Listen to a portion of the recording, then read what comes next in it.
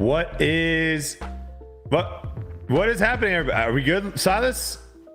Oh, okay. I didn't see the intro. I got thrown off. What is cooking? What is happening, everybody? All right, we are live. So welcome back, everyone, to Tour Life. That was a dark horse start, if I ever see one. Today is September 10th, and we have a good one for you. You guys said that you liked the shorter, quicker interviews with more people. So we're going to hopefully have 4 guests on today. Holyn Handley coming off of a win. Big Jerm coming on. Luke Taylor and Gannon Buhr hopefully will be coming on as well. But before we get into that, Yuli, how are you doing, brother? I'm good, man. We got to get this done fast. People don't like long segments, so I'm doing good. It's been a nice week. Everything's been great. No, I'm just kidding. No, I'm just doing the dad life, man. Yeah. Have the kid. We've gotten kind of used to it. I feel like I'm settling in, to the way things are going to be from now on, and it's nice, man. Yeah. I'm back in Dallas. I was up at DGLO. We'll get into, I'm sure, some of my rounds later. Unfortunately, didn't make the cut. Had one good round, though, so that was nice. Like, first round, I was literally... you know how you get some of those rounds where you're just like, man, if this or this would have gone, it's like 4 shots difference. Yeah. That was pretty much my first round. I did miss like an 18-footer on hole 18, which is never fun. Yeah, it was, I had some good moments. I think that was the only missed putt I had inside the circle, though. So that was good. My putting was pretty solid, but we'll get into a little bit of DGLO recap coming on. It does look like Gannon just texted me, Silas. It looks like he might be able to come on at 9 o'clock, which actually would work really perfectly, I think, with everything. So hopefully we can get him on to talk a little bit about that. But before we get into our first guest, who is Luke Taylor, let's talk about Prize Picks. They are sponsoring this channel. There's a big sponsorship for us, so we want to give a big thanks to our friends over at Prize Picks for putting faith into this podcast, and that has to do a lot with you guys listening as well. You can actually sign up today and get $50 instantly when you play $5. You don't even need to win to receive the $50 bonus. It's just guaranteed for you, and they're doing a big promotion right now with Caleb Williams. If Caleb Williams gets 1 passing yard, that's right, just 1 passing yard, it's a win all the way through the week of September. So you guys have a few more weeks to jump in on that promotion. So make sure you guys download the app today and use the code TOURLIFE to get $50 instantly after you play your first $5 lineup. Some NFL more or less is coming up. We've got Caleb Williams. Obviously, that's the guaranteed. You hit the more. It's at 0.5 pass yards. He did not look good, Yuli. He got there, though. He at least got past 0.5. He got past 0.5, but he was getting shredded by that Tennessee defense. It did not look good, but they did get the win. Josh Allen, this is an interesting one. More or less 36.5 rush yards. That's an interesting one. I'm going over. I would say, yeah, I think more for sure. And this is the game. I'm actually going to be at this game. I'm going to be at the Ravens versus Raiders in Baltimore. Shout out to my buddy Cole Sullivan. He's getting married. So right after the wedding on Saturday, a bunch of us are going to the game on Sunday. We're seeing the Raiders play Lamar Jackson. I have to watch Gardner Minshew play again, which I'm very sad about. It was a rough first week. It's going to be a rough every week that he plays. He's not very good, but they have he took the Colts to the playoffs last year, didn't he? Sure. Hey. Fine. He's not good. That's all right. Maybe he'll show signs. I don't think so. They've got better Lamar. Than Justin Fields.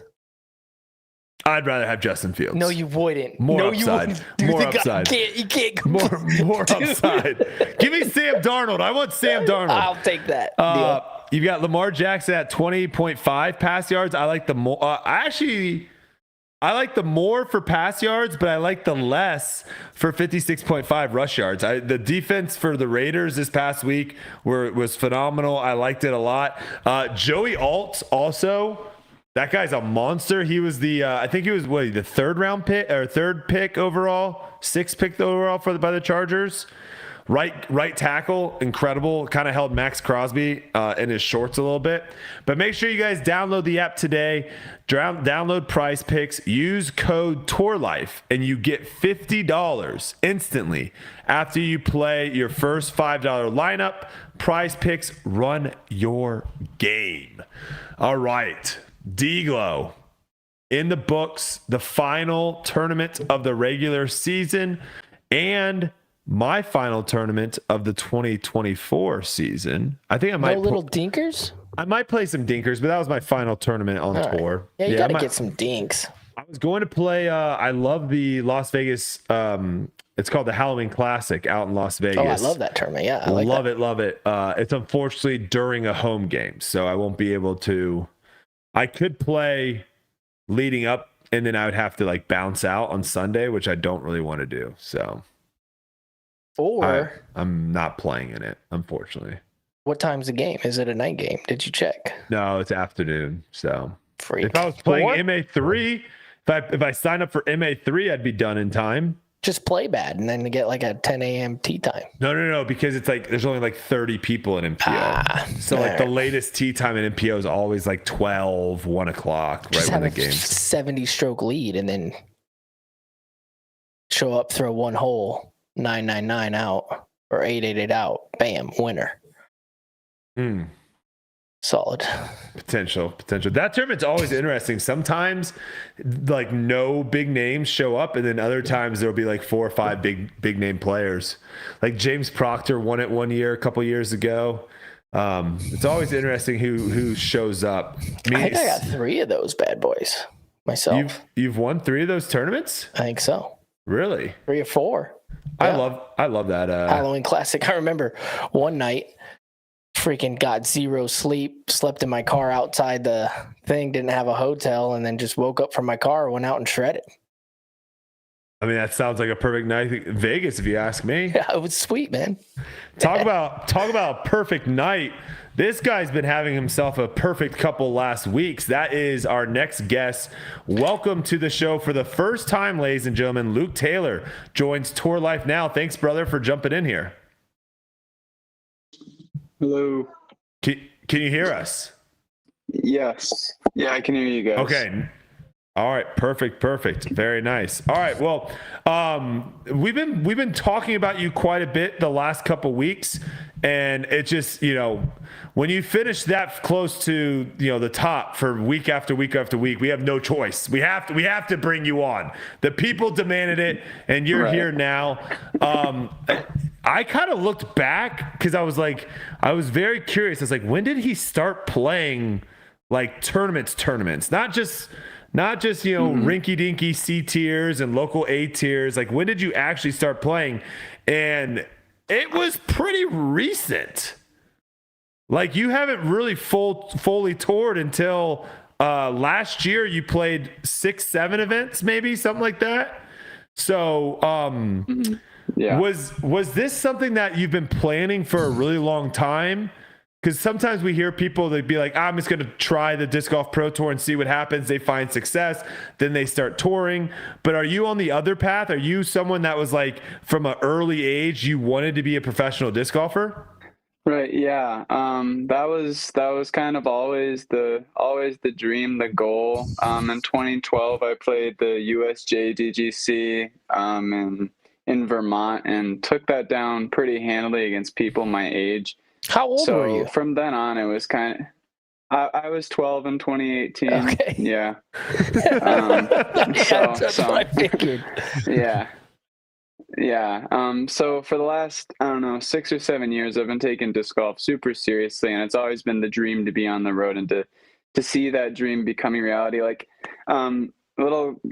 recently Evan Smith's been playing pretty well. Our little phrase that we have with each other right now is like, don't be surprised.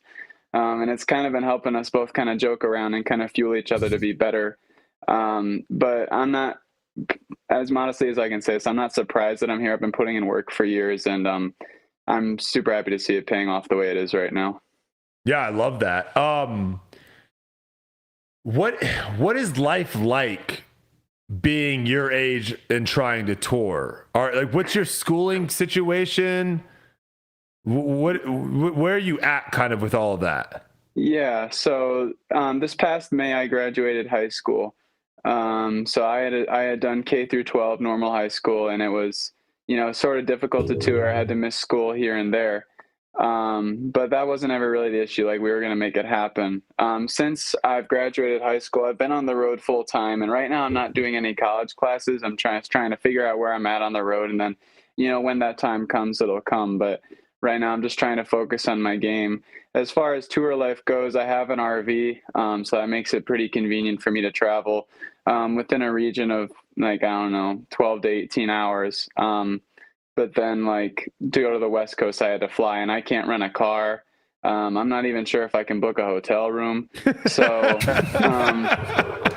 so my mom came with me to Oregon. Yeah. So, and Europe will be a whole situation of its own next year and whatnot. But just trying to figure out everything, and I've been just driving the RV around lately, though. So By yourself? it's been good. Yep, I've been traveling by myself. Jeez. Yeah. What are your high school, like, when you started playing disc golf and started doing tournaments and stuff, did, like, people in your high school know about it? Oh yeah, no, everybody at my high school knew that I was a professional disc golfer, and most of them still follow me right now. A lot of cool. A lot of them are my teammates, and yeah, so they knew. Yeah, Did you play other sports? I did. I played basketball all through high school. I did cross country my freshman year. Basketball was always the group of guys that I, had the most fun with. Basketball is always a sport. It was during the off season. It was something I could actually devote a major portion of my time to. So I always played basketball and made a commitment to that. So that was a lot of fun growing up with those guys. I was a shooting guard. Okay. There's a lot of I like to say this about a lot of the professional disc golfers, because they kind of are, like, in this little sports bubble, and so they'll say how good they are about, like, there's two kind of things. There's, like, good for a disc golfer in sports, and then good for, like, outside of disc golf. Where would you put yourself in the basketball? Because there's a lot of guys that say they're good at basketball that play disc golf. Where would you put yourself? I think I'm super solid for a disc golfer, is what I would say. Okay. I think if we put together, I don't know, two teams of 5, top 10 on tour, I don't know. It would be really hard to say that I make it for sure. There's a lot of athletic guys, but I think I could try out for that and maybe make that team. So my 3-point jump shot's pretty nice. I'll coach it. All right. I gotta get back in the lab. Start working my stroke again. Okay, so basically you got a bunch of buddies, teammates, and stuff kind of watching you. I know your mom also has been super involved. I think the first time I don't know if it was a practice round or a tournament. I think it might have been a tournament round. But that was when I first played with you. Your mom was on your bag. How instrumental has that kind of been for you as you kind of develop, and now you're touring by yourself? Like, how has it helped to have, like, that family support as you've kind of gone on through the ranks here? Yeah, so my mom, ever since, like, we first played, I think it was DGLO, like, when I was 15, maybe even 14. I think I played DGLO for the first time when I was 14. Wow. It was a little bit ago. But ever since then, I mean, my mom's been super involved in disc golf and, pursuing it herself and trying to improve her game. My dad's been a local pro in Michigan for as long as I can remember. So it's been huge. I mean, they've always been super supportive of the disc golf journey, and they've always given me opportunity after opportunity and sacrificed so much for me. So, I mean, it means the world to have them behind me, and I'm eternally grateful for what they've given me. And my mom is still such a key part of my journey now. So coming up in disc golf, you obviously see your heroes out there, because you said you won at 12 years old. So you've been looking at these guys on tour. And then this year, you finally get some tiny glimpses, second card, and then you start peeking into the lead card and stuff. And it just seems like you're super comfortable. What's that transition like, going from a fan of, like, a little kid to your favorite players to then making it on tour?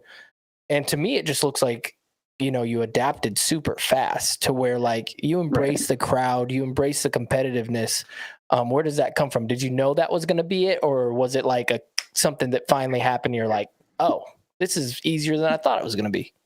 Right. No, that's a great question. I think for me, it's came naturally. I've always been super naturally competitive, and I love bettering my best, you know.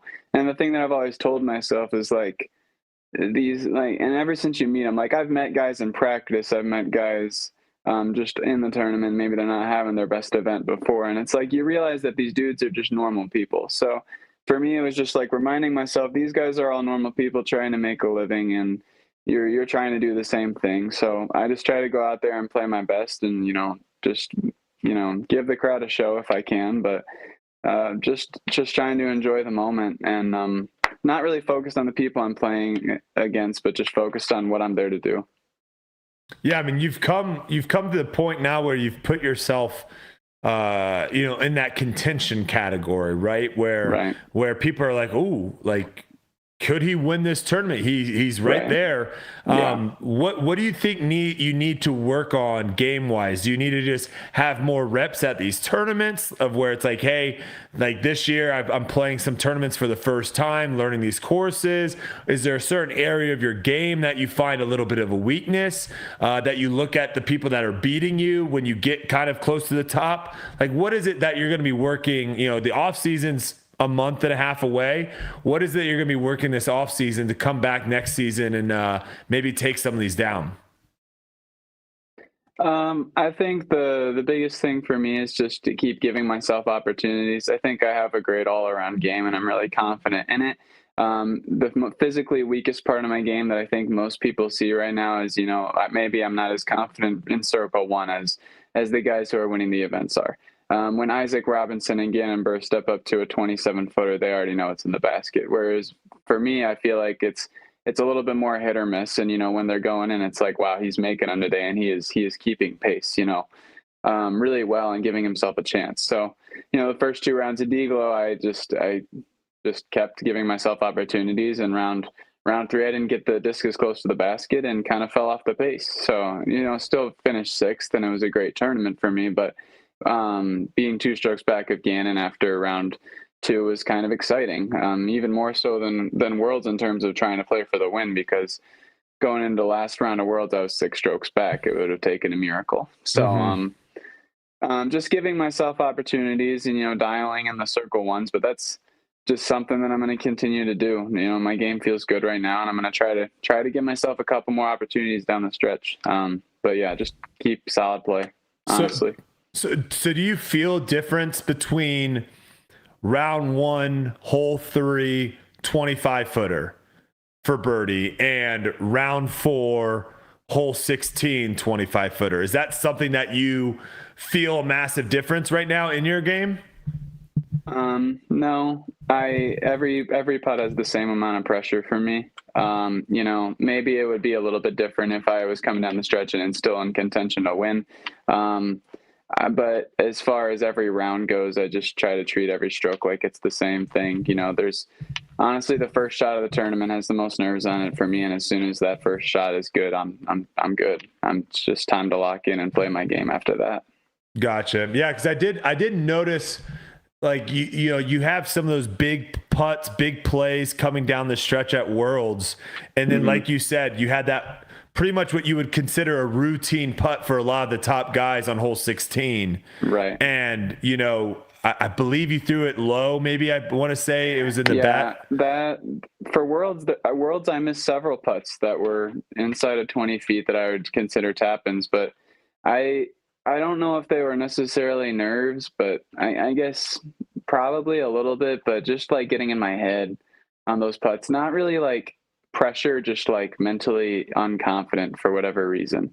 Not because the moment scared me, just because the putt itself scared me. So just moving past that. At DGLO, I didn't miss any tap-ins, so I was happy about that. But then I got to dial back in the 30-footers. So yeah. So you look at like the guys who are winning the tournament. You're right there.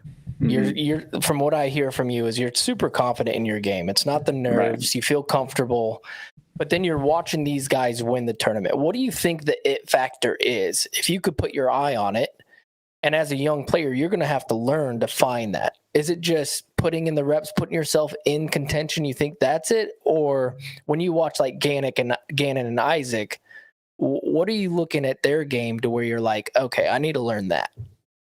Right. When I look at Isaac, I just think and what people don't give him enough credit for is how he just breaks down a course.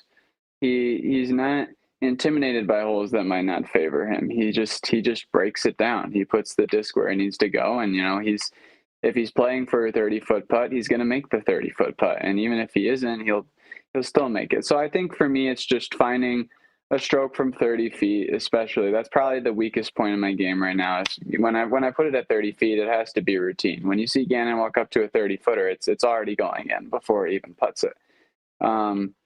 So I think those guys just have a different level of, like, that's been the only difference for me recently, I feel like, is my Circle 2 putting's been phenomenal. I've been throwing the disc really well and giving myself opportunities and looks.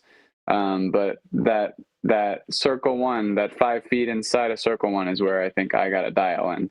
And I just got done from a putting practice outside that probably lasted like an hour and a half and just socked away at 25 to 30 footers, and that felt great. So hopefully we can lock that in down the stretch. But that's the difference maker, I think, is their confidence from Circle 1. So our stats guy, Edwin Stats, he puts together these Madden rankings, is what we like to call them. I don't know if you've seen them before, and we got some for you. So we want to run through that with you and let you 91. Let you look at these numbers. We got scoring at 92, power at 90, accuracy at 86, scramble at 93, putting at 90 for an overall of 91. Where do you how do you feel about that? Anything low, anything high? Well, before he goes, that power needs to go up. Yeah, he throws It's gotta far. go. He rips, dude. He throws Like that far. power. He's like top tier on the tour, without a doubt. I played with him. Without Yeah, a doubt. Top has that tier. always been there, Luke, or is that something that as you kind of have grown into your Accurately, body too. a It's little not bit? just like he's ripping it out of bounds. The dude's throwing darts. Right. So the power thing, I think I've always thrown far for like my body weight. I'm nothing special. I'm like 5'10", 5'11", 160. So as far as like body weight to distance, like, yeah, but this year I feel like I've really had something click to where I'm able to get that extra 50 feet, and it certainly makes a difference when I'm playing with my cards. So, when you said 90, I was, I'm appreciative of Yuli saying that, because like Who throws farther than you? Like, who on the card that, like, obviously AB. Does Gannon throw farther than you? Probably, maybe, or no? Not in tournaments. There you go. Yes. I think in a distance competition, Gannon could probably get me by 30, 40 feet. But in tournaments, like, that's the thing with me, is like, you throw me in a distance competition and I'm going to have a hard time clearing 600, but you have to put me in a tournament and I can throw you a 550-foot shot if I need it. So It's not a really big difference for me. I've always learned how to throw far accurately, like Yuli said. So when there's a 530-foot throw, I'm looking my chops, because I know I can get it and it's in the wheelhouse. So yeah, I was going to say like 95 to 97 in power. AB's got me beat. But I feel like as far as like throwing with Drew Gibson and Calvin, I feel like I'm very, very similar. And Ricky, I feel like I'm similar to their distance. Now here's one thing people don't understand too. And me and Brodie have talked about this on here. Ricky bombs, doesn't he? Like, Ricky on the throws course, so far. It's ridiculous. So far. People don't understand because of I think it's his mechanics don't make it look like They short don't, swing power, mm-hmm. and it's on camera, so you don't get it. But when you're in person, like, the thing has an extra gear. Once it hits, it's like turn. Right. It's just like almost farther than anybody on tour, I think, on certain shots, especially. I think the top 3 tournament throwers in terms of distance on tour are AB, Eagle, and Ricky. Yeah. I think those 3 throw the furthest in tournament for sure. Yeah, there's definitely some guys that you watch and you're like, they are throwing hard. And so it makes sense that it goes far. And then there's other Right. guys. I mean, Gannon's a perfect example. Gannon doesn't look like he's throwing it far. No. He's But, like, just when a you- whip. He's but- built like a whip. But when you see it go, it's like it's headed out there pretty good distance. So Yeah. all right. Another thing I want to talk about, when you get put in the spotlight, you're getting on coverage, people are going to nitpick and see every little thing about your game. Is that something that you're paying attention to? We've seen it with Kristen Tatar. A lot of people were talking about her jump putts. There were screenshots of her in the air with the disc still in her hand. She's actually kind of gone away from that because I think of so many people coming out to her and letting her know that. We're starting to see that a little bit with some of yours. I mean, obviously, if you step putt, if you jump putt, everyone is going to, frame by frame it to see if it's legal or not. I gotta say, a lot of yours are like, am I gonna say 100%? No, because I haven't slow mode every single one of yours, but the ones that I've seen, it's close. You kind of have a low release, so Right. it does sometimes look like it's still in your hand, I guess. But what do you Right. have to say about that? Are you paying attention to what people are saying on social media about you, or are you kind of able to block all that stuff out? Right. I do try to block it out for the most part because I've looked at my jump putt frame by frame from every angle and, looked at it before.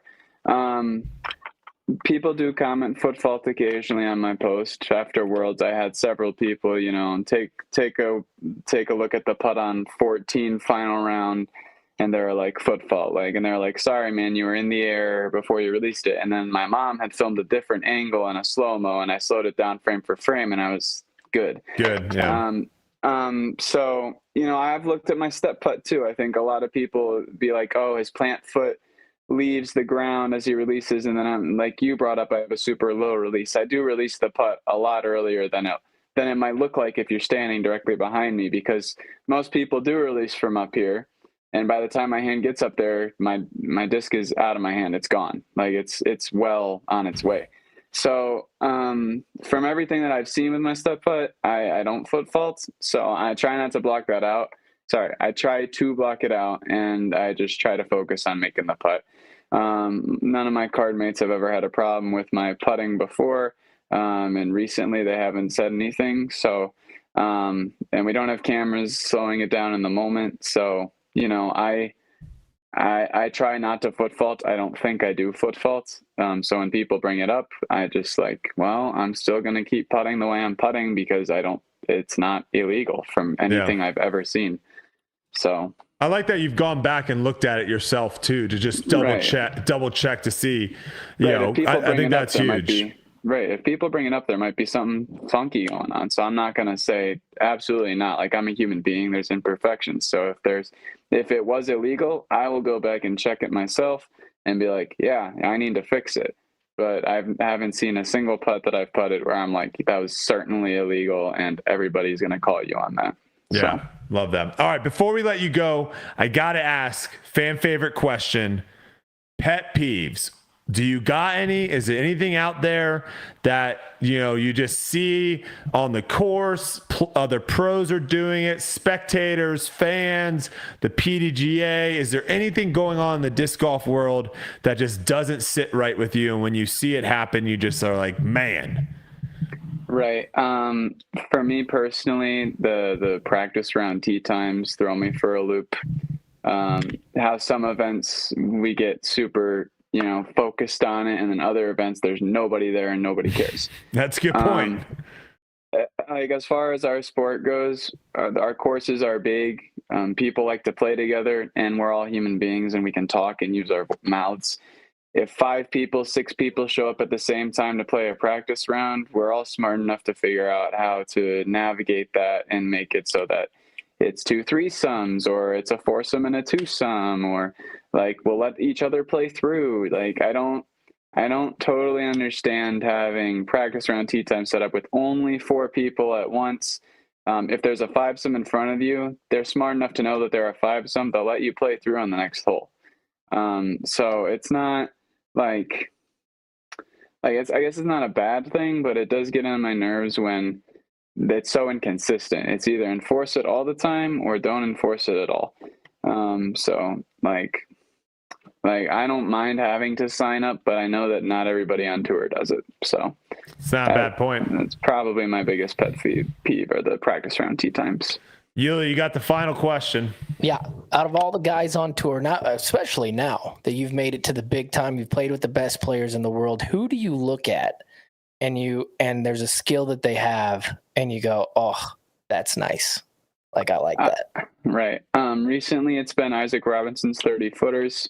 The way he can just put it in the basket without thinking about it is something that I envy and want to get to at some point in my own game. I've emulated Cole Rodon's form to something that works for me. When I watched him at Ledgestone, I was like, man, that's buttery smooth, and I want my form to look something like that. And just there's a part of every part of my game that I'm like, this is like, I wanted to get to this person's level, or I wish that it looked like this person. You know, everybody like I think that's something like I think Macbeth has talked about before, is like how he knew when he was at the peak of his like career that he wasn't the best at any one area, but he was great at everything. And that's kind of like how I want to get. Like, somebody's always going to throw further than me. Somebody's always going to putt better than me. Somebody's always going to have a better sidearm than me. But I want to get to the point where I can walk up to a shot knowing that I have what it takes to execute it well. So, and those are the courses that are starting to happen more, right? Like in the past, it was like you didn't really need that many skills, but now it's starting to get to the point of where we're seeing certain courses that are kind of eliminating those guys that maybe had a great skill set but didn't have everything, and they struggle, right? You have to either be like. And even we're even seeing Isaac. Isaac's starting to throw forehands. He's starting to figure out like that has to be a part of his game because some of these holes do require it. So yeah, I love it. That's a great answer, Luke. We appreciate it, brother. Yes, thank you so much. You got a GMC coming up. A couple other big tournaments, USDGC. I think people are going to keep their eyes on you with some of the performances that you've been having. We wish you the best of luck. This was awesome having you come on. Yeah, you're welcome you so back. Much. Yeah, you're welcome back anytime, brother. We appreciate you. Yeah, I appreciate the invite, guys. Thanks for having me on. Have a wonderful night, man. Yes, take it easy, you brother. guys as well. All right, there you have it. Luke Taylor, up and comer, Yuli. Another one. Nice too. Just consistently doing it. Here's what I think. Not flashy. I think he's going to be a mainstay. And the reason I say that is because we've seen other guys pop in for a couple weeks. Bye-bye. Yep. See you later. This guy has been working his way up the ladder, consistently working his way, and then now he's there. And you usually see them kind of dip a little bit. Nope. 7th place, 6th place, lead cards. That's what you want to see in a young kid. Love his style and love how he's embracing the moment, embracing those lead cards, not shying away. Well, let's contrast that with not a young child. Let's bring him in. Big Jerm back for tour life. First time with both of us, though, Big Jerm. So get ready for this. Yeah. Yeah. Oh, we got him muted. We got him muted. We got to read lips, Yuli. This is the best version. This is the best version of Jerm that I've had in a long time. Yuli, you have to do. I was gonna say, Yuli, you could be his like translator. You could read his lips. Yeah, I could do that. No problem. He's in the wings, though. We're gonna have him come on. I've got a lot to talk to him about because, well, firstly, I want to hear what he has to say about DGLO because that was the course this year. I did not know this, Yuli. Well, I think we got him back. Let's see here. Silas will pull him in here real quick. You like my water bottle today? Oh, boy. You'll have to figure it out. But hey, ask him if those are Bose headphones, because Bose headphones don't connect. You can only hear. Oh, Dark Horse. Yuli, I did not know this about Toboggan.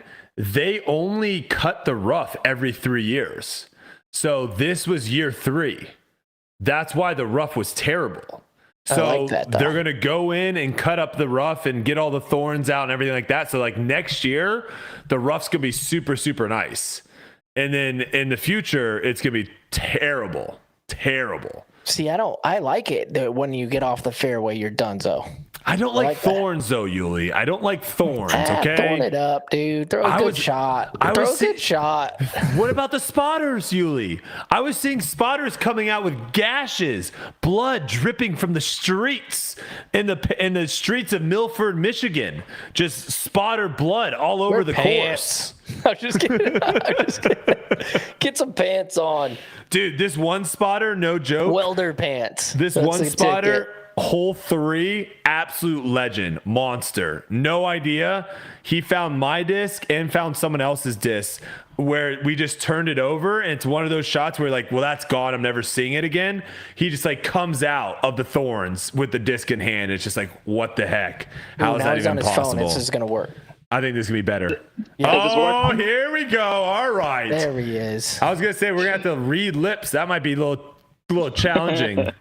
How's it going, brother? How you doing? I'm doing well. We're good. We're good. Thanks, man. Yeah, sorry about the technical difficulties. I thought that connecting with my laptop would work, but now we're gonna have to work with my iPad. No, it's all good. That's Tour Life 101. We're all about technical difficulties over here, so it's all good. It's perfect theme. So you, I think, co-hosted once when I was gone with Yuli. People loved it.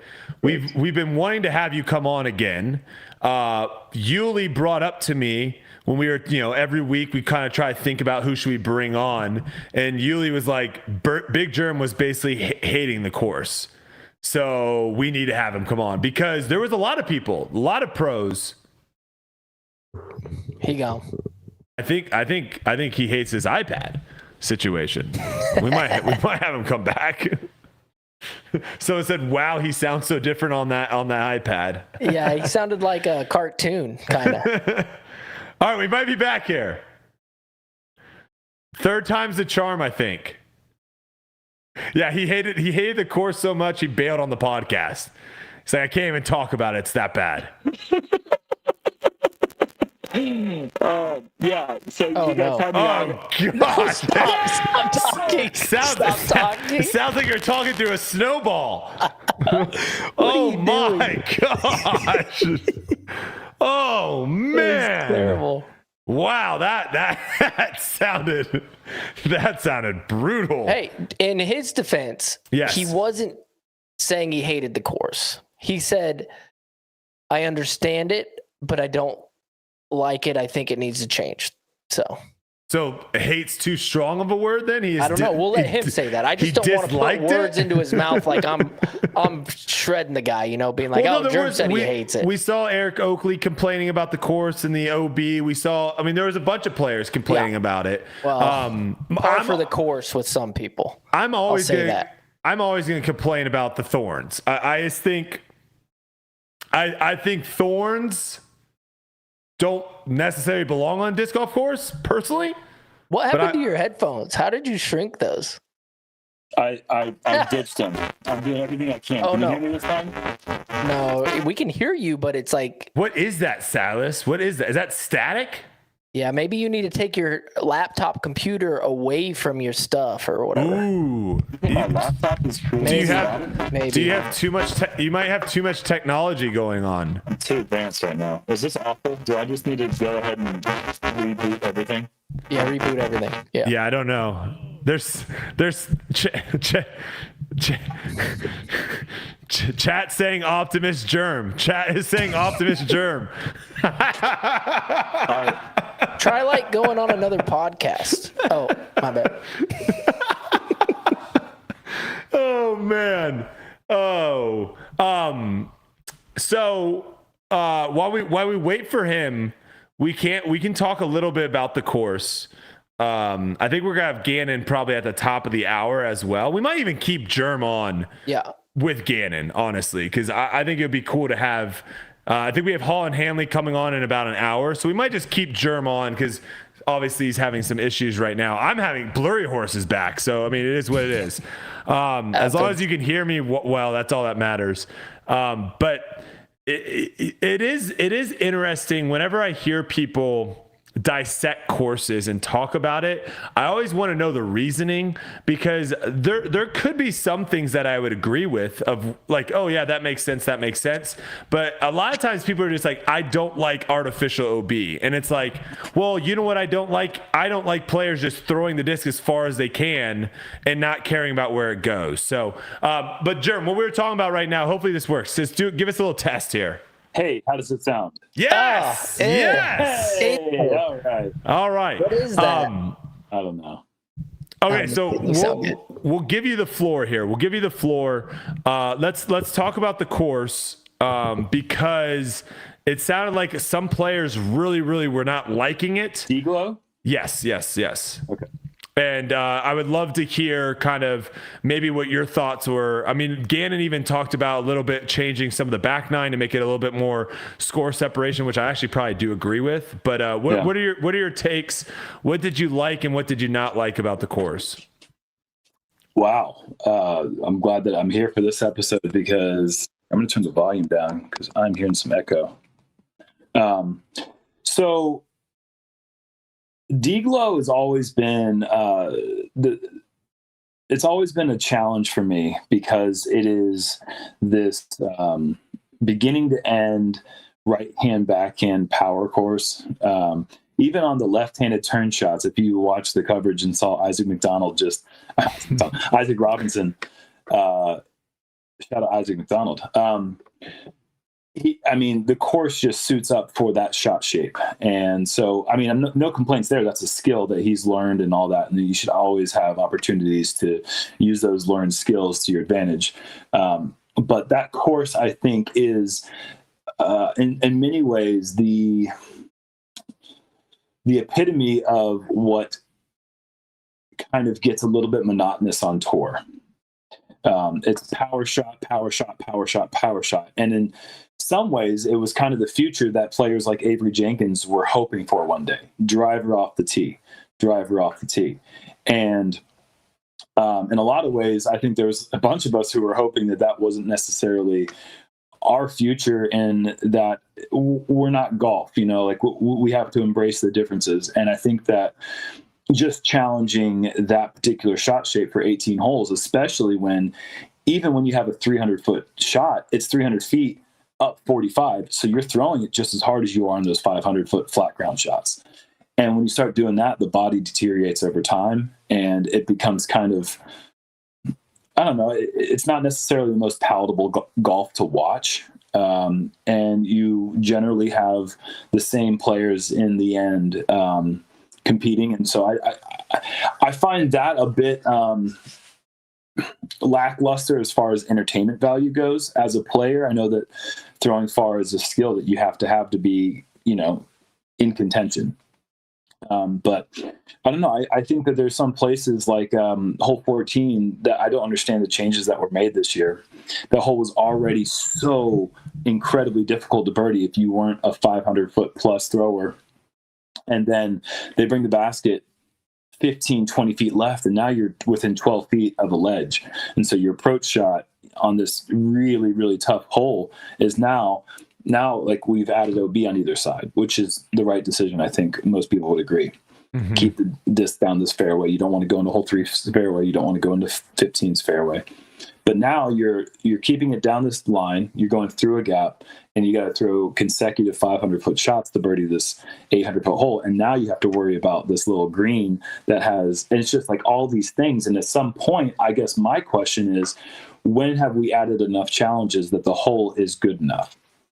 I spoke with Nate Heinold Saturday night, and I suggested on that particular hole 14, that there's like a tunnel right behind the tee box. Yeah. If we bring that tee box back 150 feet or so, we could play through a tunnel shot, a big power shot, a shot up to the top of the hill, and we have our only par 5 on the course. Mm-hmm. And it also requires a little bit less physical exertion off the tee and on the approaches, and that is really nice for the body, especially considering the very next hole you play is a 960-foot par 4, where you took an existing par 4, you brought a tee pad back 450 feet, and you called it a par 4 still.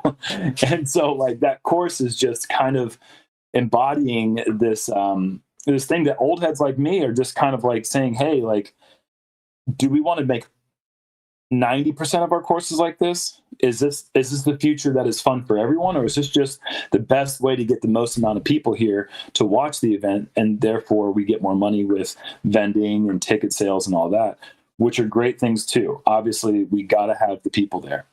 But when I think of a European style design, and I think about like Krokel, for instance, and I think about what that place has, and we don't have the landscape in all places in America like they have over there. I get that. It's different availability with the land for sure. But the idea of the design doesn't break your body down and provides a challenge and is fun to follow. It's open to follow, yet it still feels like it's constraining you from just spraying the disc anywhere. And I invite that style of design more on tour. I think we're starting to lose it a little bit. So something we've talked about a lot that I think needs to happen, and I can't agree with you more on that specific hole. I think that hole does need to change. I would even love it to see them make it, like you were saying, move it back, make it a par 5 and scoot in the OB to where now you also even maybe can create a landing zone, because I think that's one thing right now that we don't have is on a lot of holes, like that hole specifically, the only thing that you care about on your tee shot there is left to right. You don't care if it's 400 feet. You don't care if it's 450, 500, 550. All you care about is left to right. And right now on a lot of holes in disc golf, unfortunately, if you throw it, we all are trying to throw it underneath the basket on a lot of shots. But guess what? If you're 40 feet short, it's a birdie putt. If you're 40 feet long, it's a birdie putt on a lot of holes.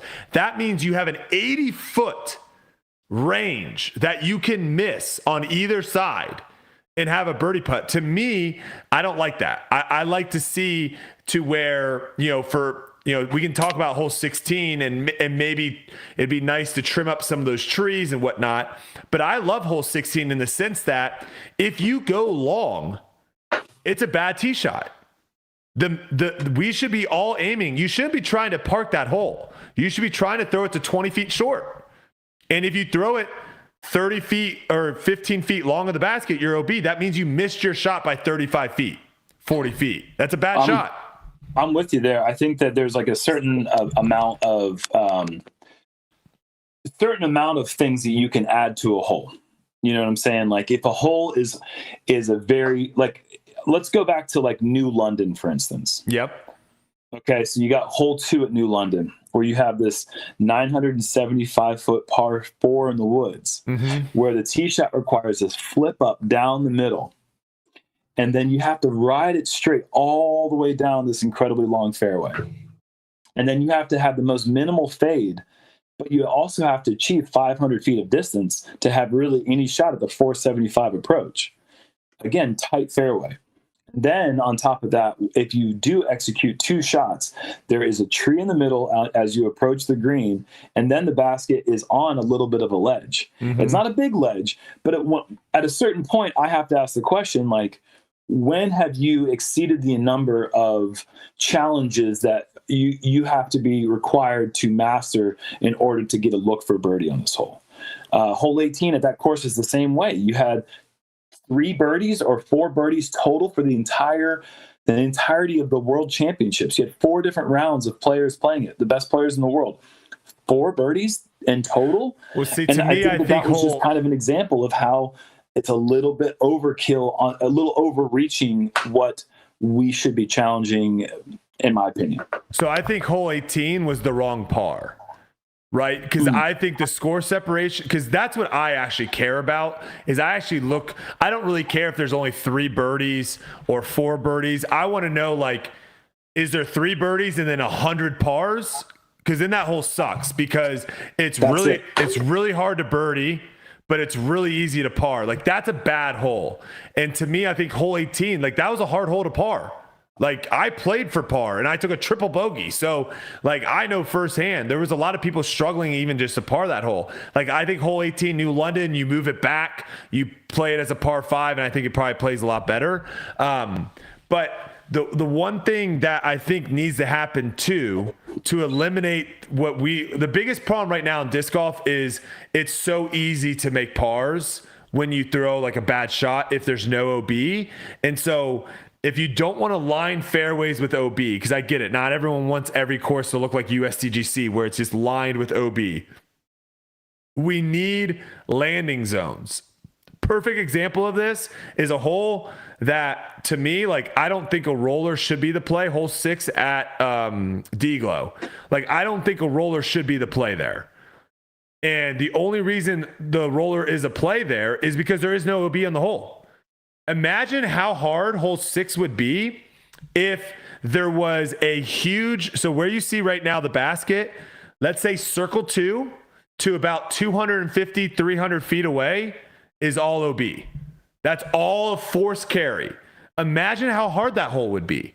Like, if you get off the fairway, you're not going to have people just seeing a gap and just chucking as hard as they can to just try to advance.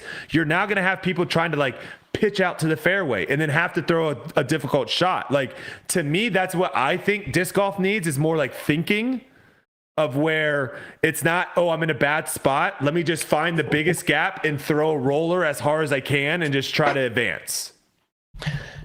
One of the things that I'm having a hard time with too is I've had the argument for the longest time with whatever, but as I think about it more and more and more about how people don't want to see OB everywhere and blah, blah, blah, blah, blah, all these things. And they're like, no, that's not disc golf. That's not what we want. And it's like, no, disc golf has changed completely since I started anyways. Like, we're in a whole new realm of new disc golf as is. Like, the game is overstable evolving. disc didn't exist, right? For sure. It was more of a par 3 stuff. We had overstable disc for sure, but it wasn't like, well, not back in the day. No, they did. Yeah. Like the Viper came out. That's a stable disc for when they, like, let's just go back to the Viper. I think he's saying like 80s. Yeah, like when disc golf first started, they they weren't throwing like crazy flex lines. No. Yeah, I think it was the Viper that changed that. But anyways, I'm sorry, but when I hear that argument, I'm like, no, disc golf is different completely now. Like, I don't want to hear this class, like, we need to do this. The game is different.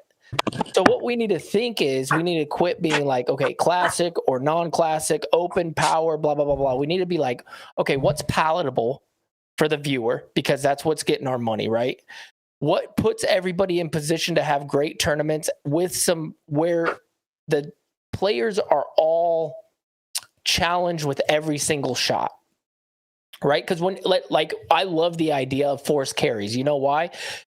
Because in person, if you have a forced carry, let's say wide open, like a good example was I think it was Waco. It was like, was it hole 2 where you had to cover that big distance?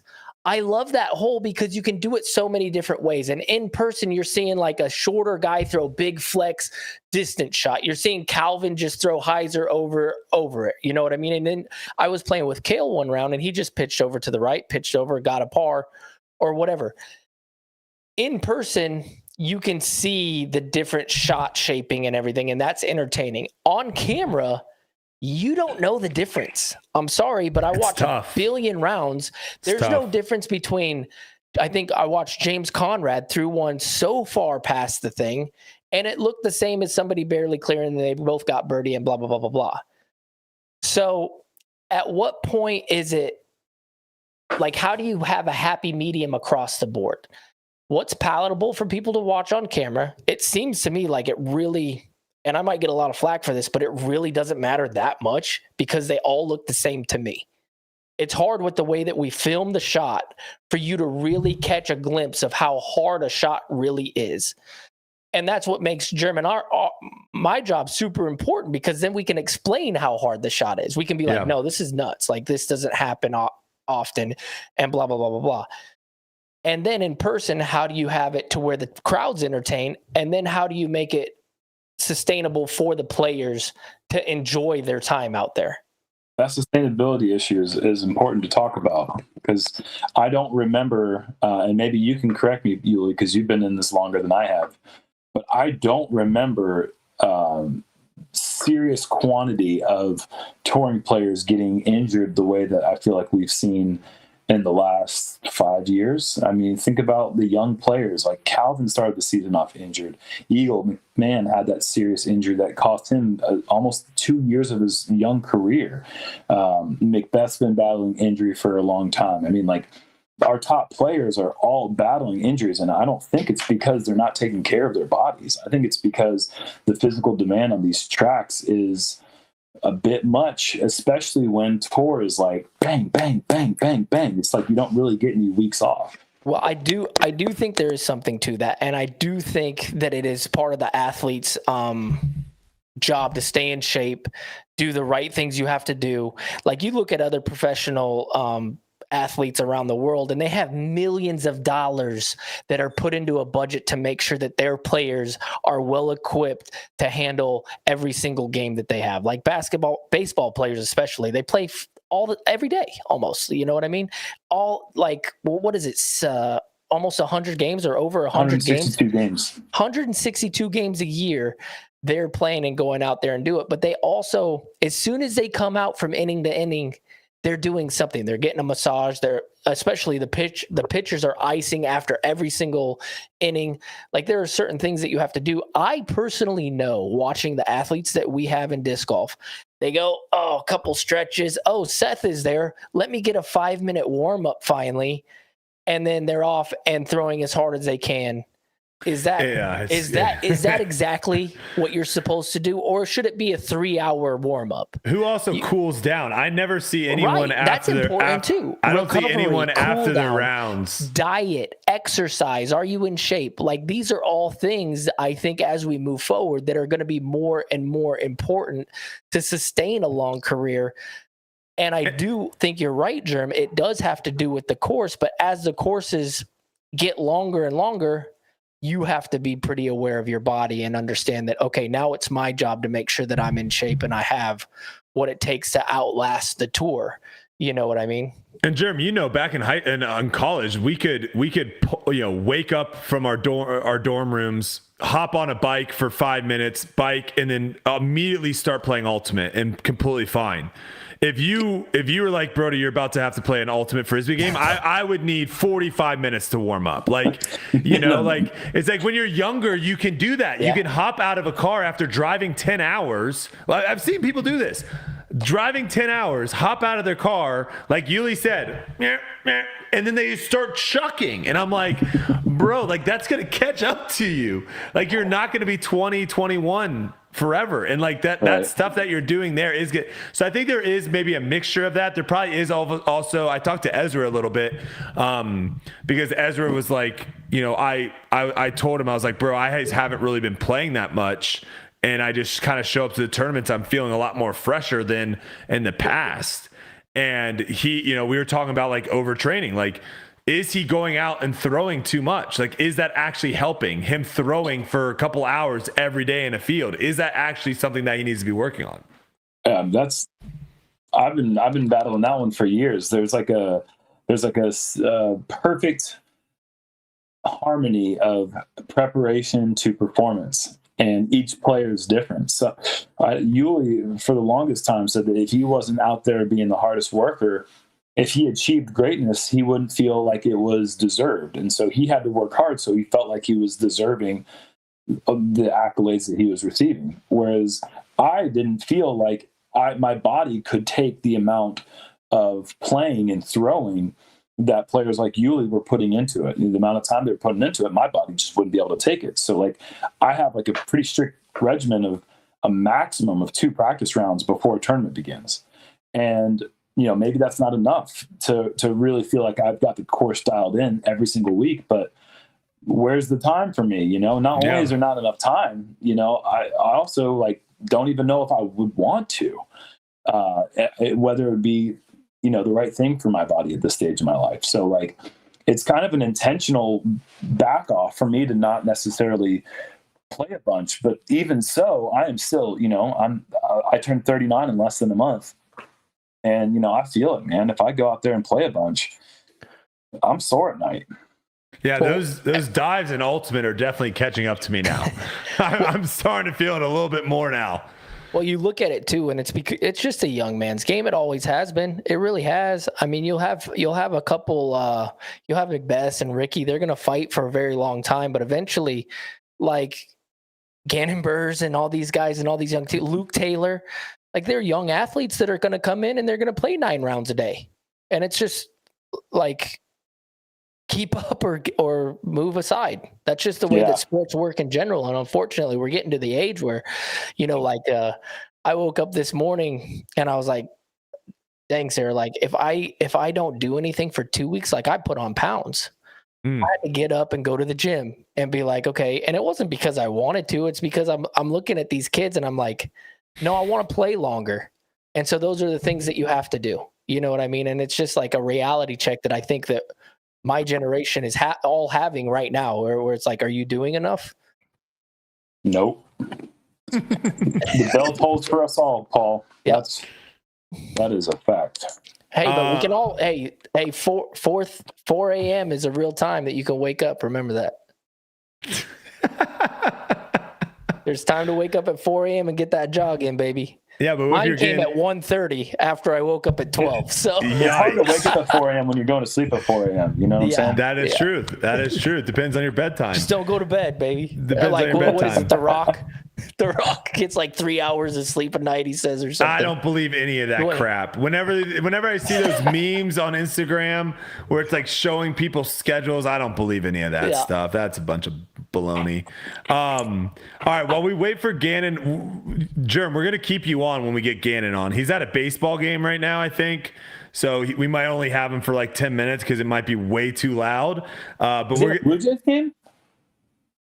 Toronto? Yeah, he's at a Blue Jay games. Yeah, He's up here playing the Rip this weekend. That's where I'm in Canada right now too. Oh, dark horse. All right. Yeah, I think maybe he's at that game. So we'll have him on maybe for 10 minutes if it's too loud. Speak of the devil, here he comes on.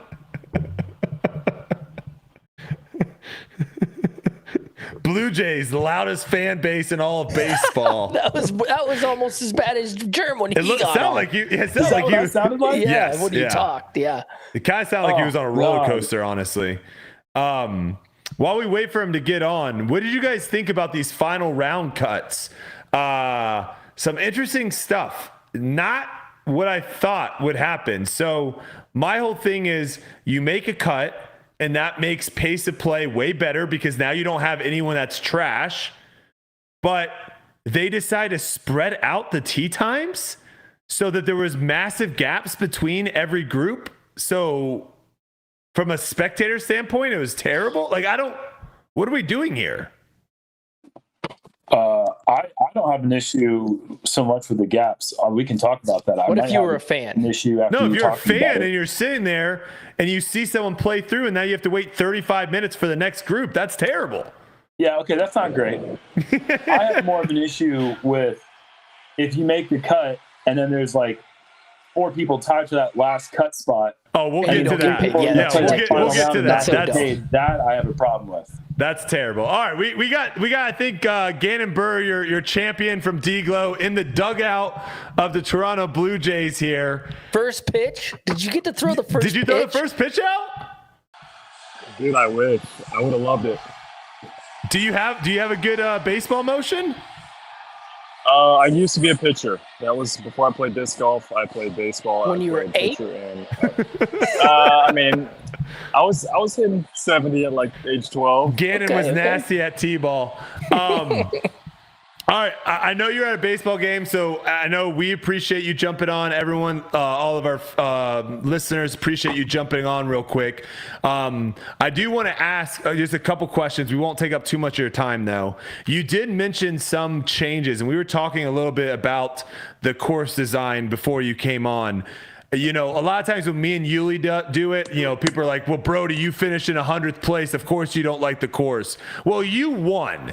So I think if anyone's going to listen to someone, you know, if you're going to take that stance that you have to win the tournament to have any actual say about what the course should look like, what would you like to see from the back nine at DGLO moving forward?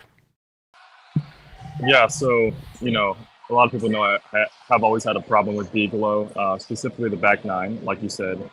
I think they can make the holes a lot shorter and add a lot more out of bounds to add some score separation. I saw a screenshot from Harper Thompson, and it basically showed the back nine and all the holes in the score separation, and it was about 80% pars through about 6 holes in a row there. And so when the entire field's getting the same score in every hole, it makes the course, instead of an 18-hole course, play more like a 13, 14-hole course.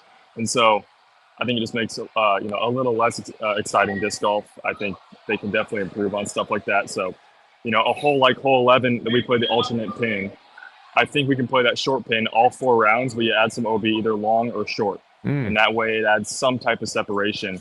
And every hole in that middle section is scary, because right now I wasn't too worried going into that stretch.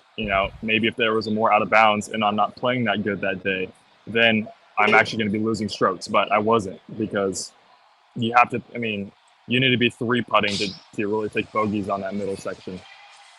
I'm definitely not saying this, but there is word on the street that you can only win 4-round tournaments and can't win 3-round tournaments. What do you want to have to say about that? I did win the Beaver State Fling. That was a 3-round tournament. I don't remember that, but okay.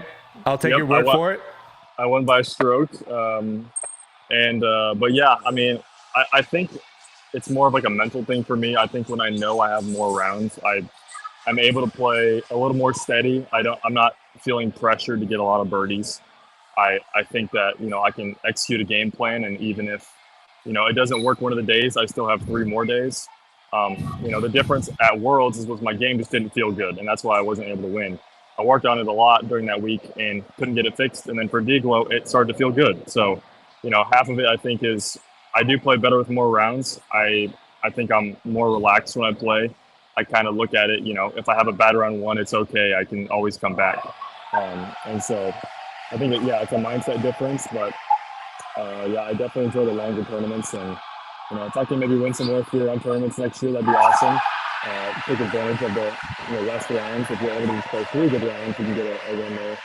Having to play these 4-round tournaments and win them, it's pretty stressful down the stretch, because, you just having to make just consistent play for 4 rounds straight. If you have 1 bad round, maybe later in the tournament, it's pretty tough. So, hopefully I can get some more of the 3 rounds next year. All right, last question I got, and then I'll open it up to you guys if you got any questions for Gannon. How's it been, with the backlash that you've been receiving, if you've seen any of it? Now, obviously you're in the spotlight with like any sports, the more you win, more kind of haters kind of show up.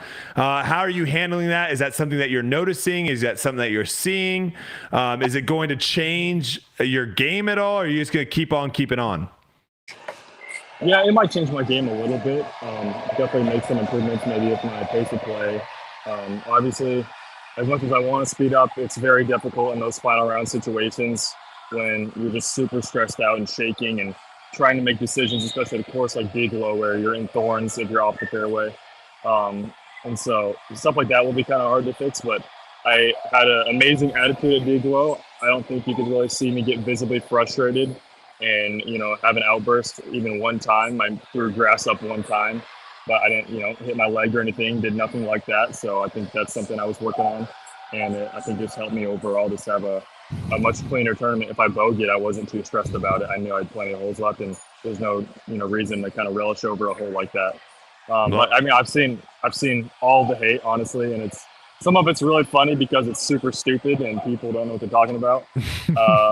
And then some of it, I don't know, I guess people are entitled to their own opinion, but I've seen a lot of people giving me hate about pulling the string on 18 in round 2.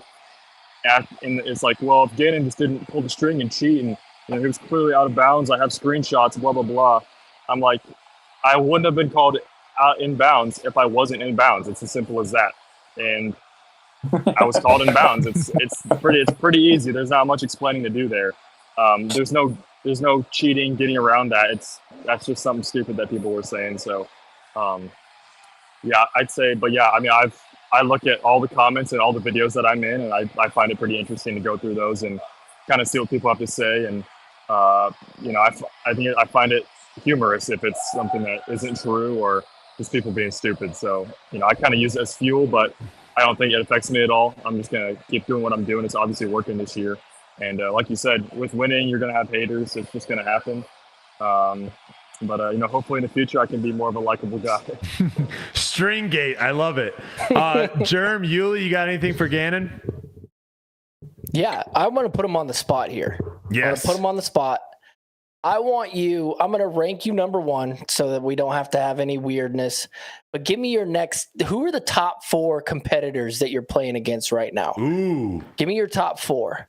And it can be whoever, but people that you go up against and you're like, all right, I'm a little nervous.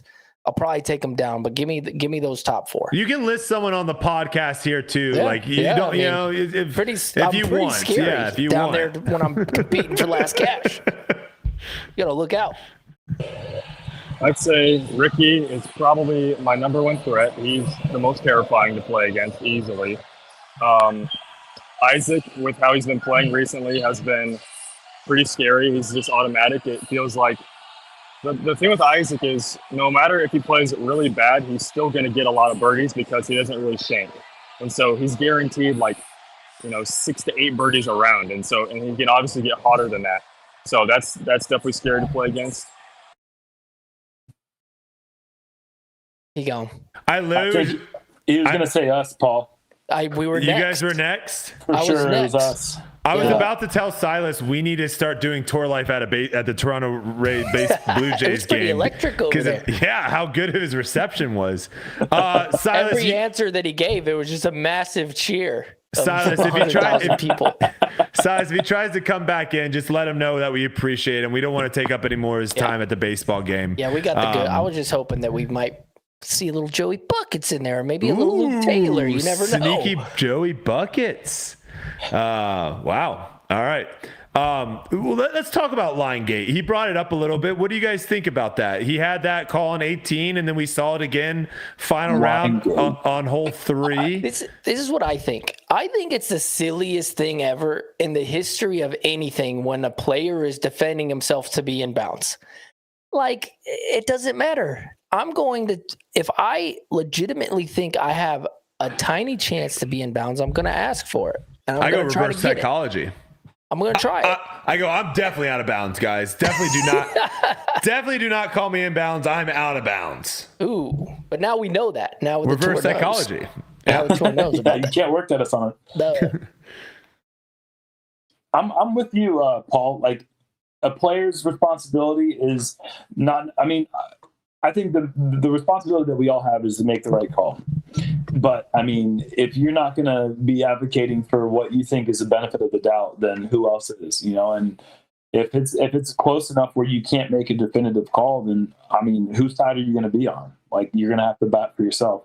And look, like there's 2 different situations this week with Gannon where he had to pull the line straight, and one time the card seemed to think he was in, and the other time the card seemed to think he was out. And I think the second time was the final round on hole 3, and I think that we could all see pretty definitively that was definitely out of bounds.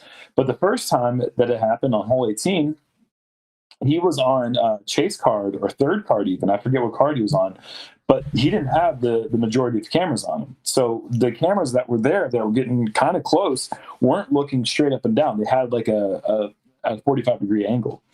So everybody giving him a hard time about that. They couldn't see directly down. And when you're coming down to, those lines are a couple inches up in the air. So there's like that little bit of, when you have a weird angle, it's going to look like it's out of bounds from whatever perspective they have.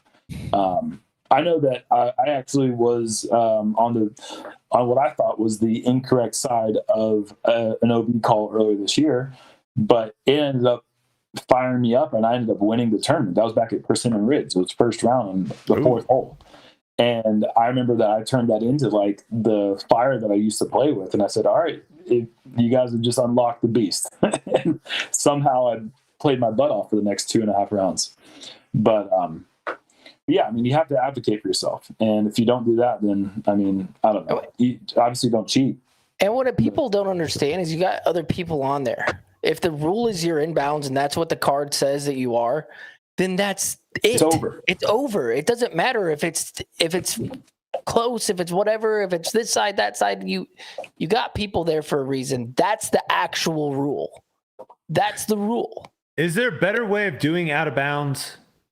so that we don't, because we have a lot of close calls, right? You're putting OB all over the course to make it more difficult. There's no better way because of this. String's the best way? String. It's the way in all of sports. It's close when somebody's out of bounds, whether it's with a foot or a toe touch or any sort of line. It's always close. You need video evidence and all this stuff. By the naked eye, it's so hard to tell. And that's sports in general. It's always going to be a controversy. The only thing I was thinking is like walls. If you had like a 2-foot then wall, we're ricocheting off the wall. I know, which I don't like, but you can clearly see like the best way. The stakes in line is the best way. And then I've always said that you don't even need to draw paint between them. I mean, It's nice when you do, but a stake with paint is a great way. And then every group just has a piece of string. Dude, I don't like that. Come on. Every group has a piece of string that is long enough to pull tight between the two stakes, and then that way you can tell if it's a close call. Then if it's on this side, we're like Boy Scouts. We're pulling string out of our pockets. All right, well, whatever. Hey, I've been on the wrong side of a 4-IPA painter. I'll tell you that much. I promise. I'm just saying, it's logistically. For like the course, like if it's a major championship, then string all the out of bounds. But if it's like a 3-round DGPT, I mean, like those are obviously still the top professional events that we play, or up there with those.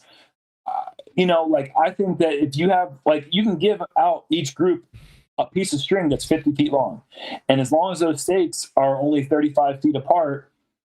Each one, or 20 feet apart, or whatever it is, as long as then you have 18 lengths of string that you're giving out, or however many groups there are, versus stringing this entire course. I just think that's a good point. It's like the easier way to do it, but it might not be the best way. Yeah, that's a good point. Let's talk about another weird scenario that happened. You guys called this live, Jerm. I think we actually have the clip of you calling this live for the people that ended up missing it.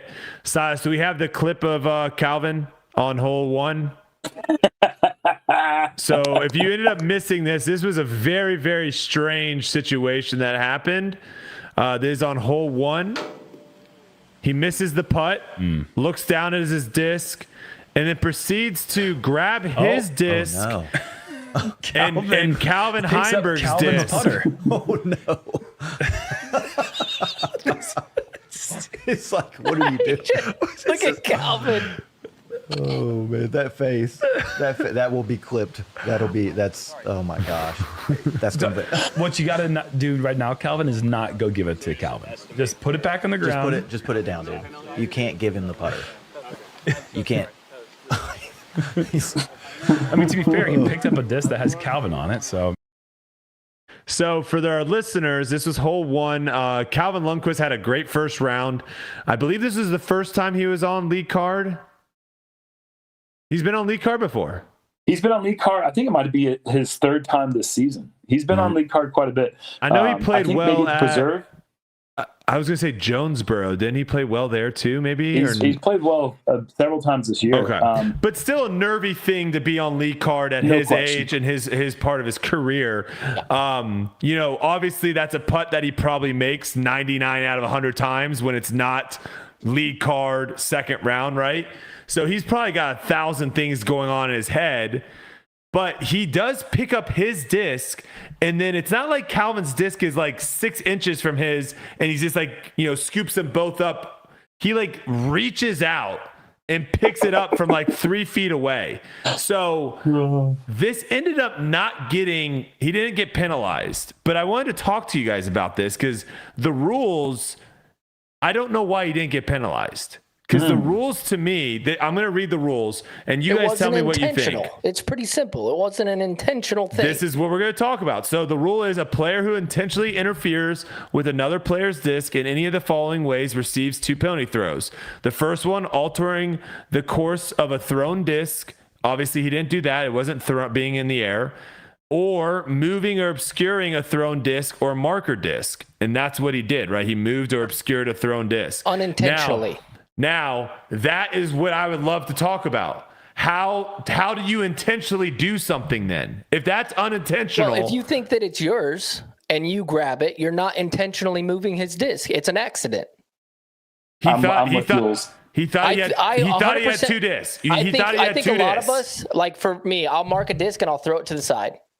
And maybe he does that. Or I have a couple putters and I'm choosing he picked that disc up too. You can tell with the way that he looks at it and he's like, oh my gosh, this isn't my disc. Okay, this is with his reaction, Brodie, could you tell that he thought that was his disc and he was like, why did I just grab that? That's not my disc. Okay, so in my head, Yuli, this is what unintentional means. In my head is I miss a putt and I'm like, oh man, and I take like a step backwards.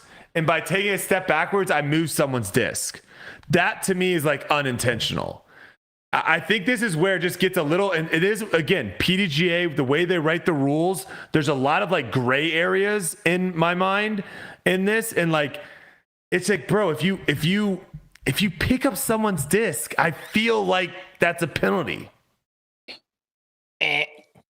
Yeah, I'm with Jules here, man. Like, I think there's a lot of I appreciate your perspective here though, Brodie, because you're coming in from a different source and a different set of backgrounds with your sports background, and I love that you have these takes because it honestly, like, it's one of those rules that we've never really questioned. It's not the first time it's happened, and it's certainly not the last time it's happened. And every time that it does happen, where it is completely on accident without the intent of ruining someone else's lie, we, without questioning it, put the disc back where we saw it last, and then we proceed as if nothing happened. But this different interpretation makes you think a little bit about it. That's what I'm saying. I got something for you then. Check this out. Okay. What about when Calvin's in the bush? Simon throws him his disc. Simon then tosses the other guy's disc to him intentionally. Should Simon then get stroked? Brodie, that's what you're saying. Then that's a stroke. Wait, say it again. Sorry. Simon's in the bush on 17. Yeah. Or Calvin is. Calvin's in the bush. He doesn't have his right disc. He goes, hey, Simon, will you grab me my disc? He grabs the disc and he tosses it to him so that he can get out of the jump. How far did he toss it? Less than 15 feet. Less than 15 feet. Is that against the rules? He's touching the other guy's disc, Brodie. He's intentionally touching his disc. That disc isn't in play, Yuli. That's a completely different thing. What are you talking about? That disc is not in play. Yes, it is. This is a disc that's in play. They're in your bag. They're all in play, Brodie. Yes. What rule says that those aren't in play if they're in your bag? It says moving or obscuring a thrown disc or marker disc. That's his lie. He's picking up someone's lie. That's different than grabbing a random disc out of someone's bag. I do have to shout out JH. He says, Brodie, you're just wrong on this one. Back down for once. We all pick up our disc when we mark our lie and set it near the lie. It was just muscle memory. After you throw, you pick up your disc. I agree with you. He did pick up his disc with his left hand. But he also picked up another disc that was on purpose. Did someone force him at gunpoint, Yuli? That's my whole thing. Is this on purpose? It's the way. I know. You're saying he did it on purpose. It's the same rule as in golf, Yuli. If your ball is there, are you intentionally touching the ball with your golf club? It's different. It's not. No, let's talk about the clubs. That's also a dumb rule. You're not intentionally trying to move the ball. Somebody says, "Hey, grab me my club." But if you do, it's a penalty. That's what you're saying. Grab me my club. No, we're obviously not. It's just how you want to read the rule. In my mind, when I see intentionally, that means that if someone asks me, did he intentionally pick that disc up? I have to say yes, because he picked it up. It would be something else if he was going to his disc. Here, this is what I think unintentional, and this is where we can have the argument.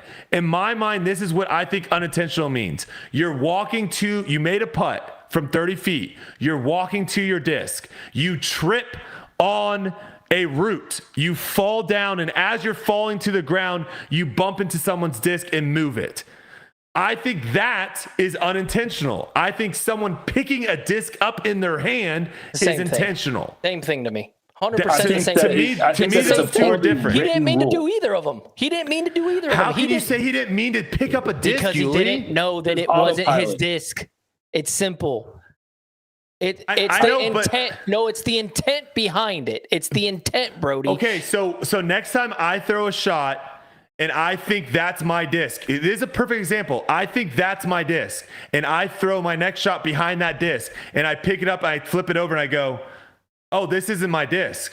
You threw from the wrong lie. That's 100% a different situation. But I intentionally wasn't throwing from the wrong die. I thought that was my disc. But you already threw. This guy's touching a disc, Brody. It's not even in the same realm. But the rule is, what we're saying is, when you say intentional, it has to mean intentional across all rules. Across all rules. That the word intentional has to be the same definition across all rules. So I wasn't intentionally. Have you ever intentionally. grabbed somebody's putter out of a basket and handed it to him, Brody? That's not against the rules. You should have been stroked a billion times. That's not against the rules. It's not against the rules. No. It's in play. No, it's not. It's not once the disc is in the basket, Yuli. It's not in play anymore. That's a different rule. I challenge that. I think that a player has to retrieve their own disc according to the rules. 100% not. I think that they do.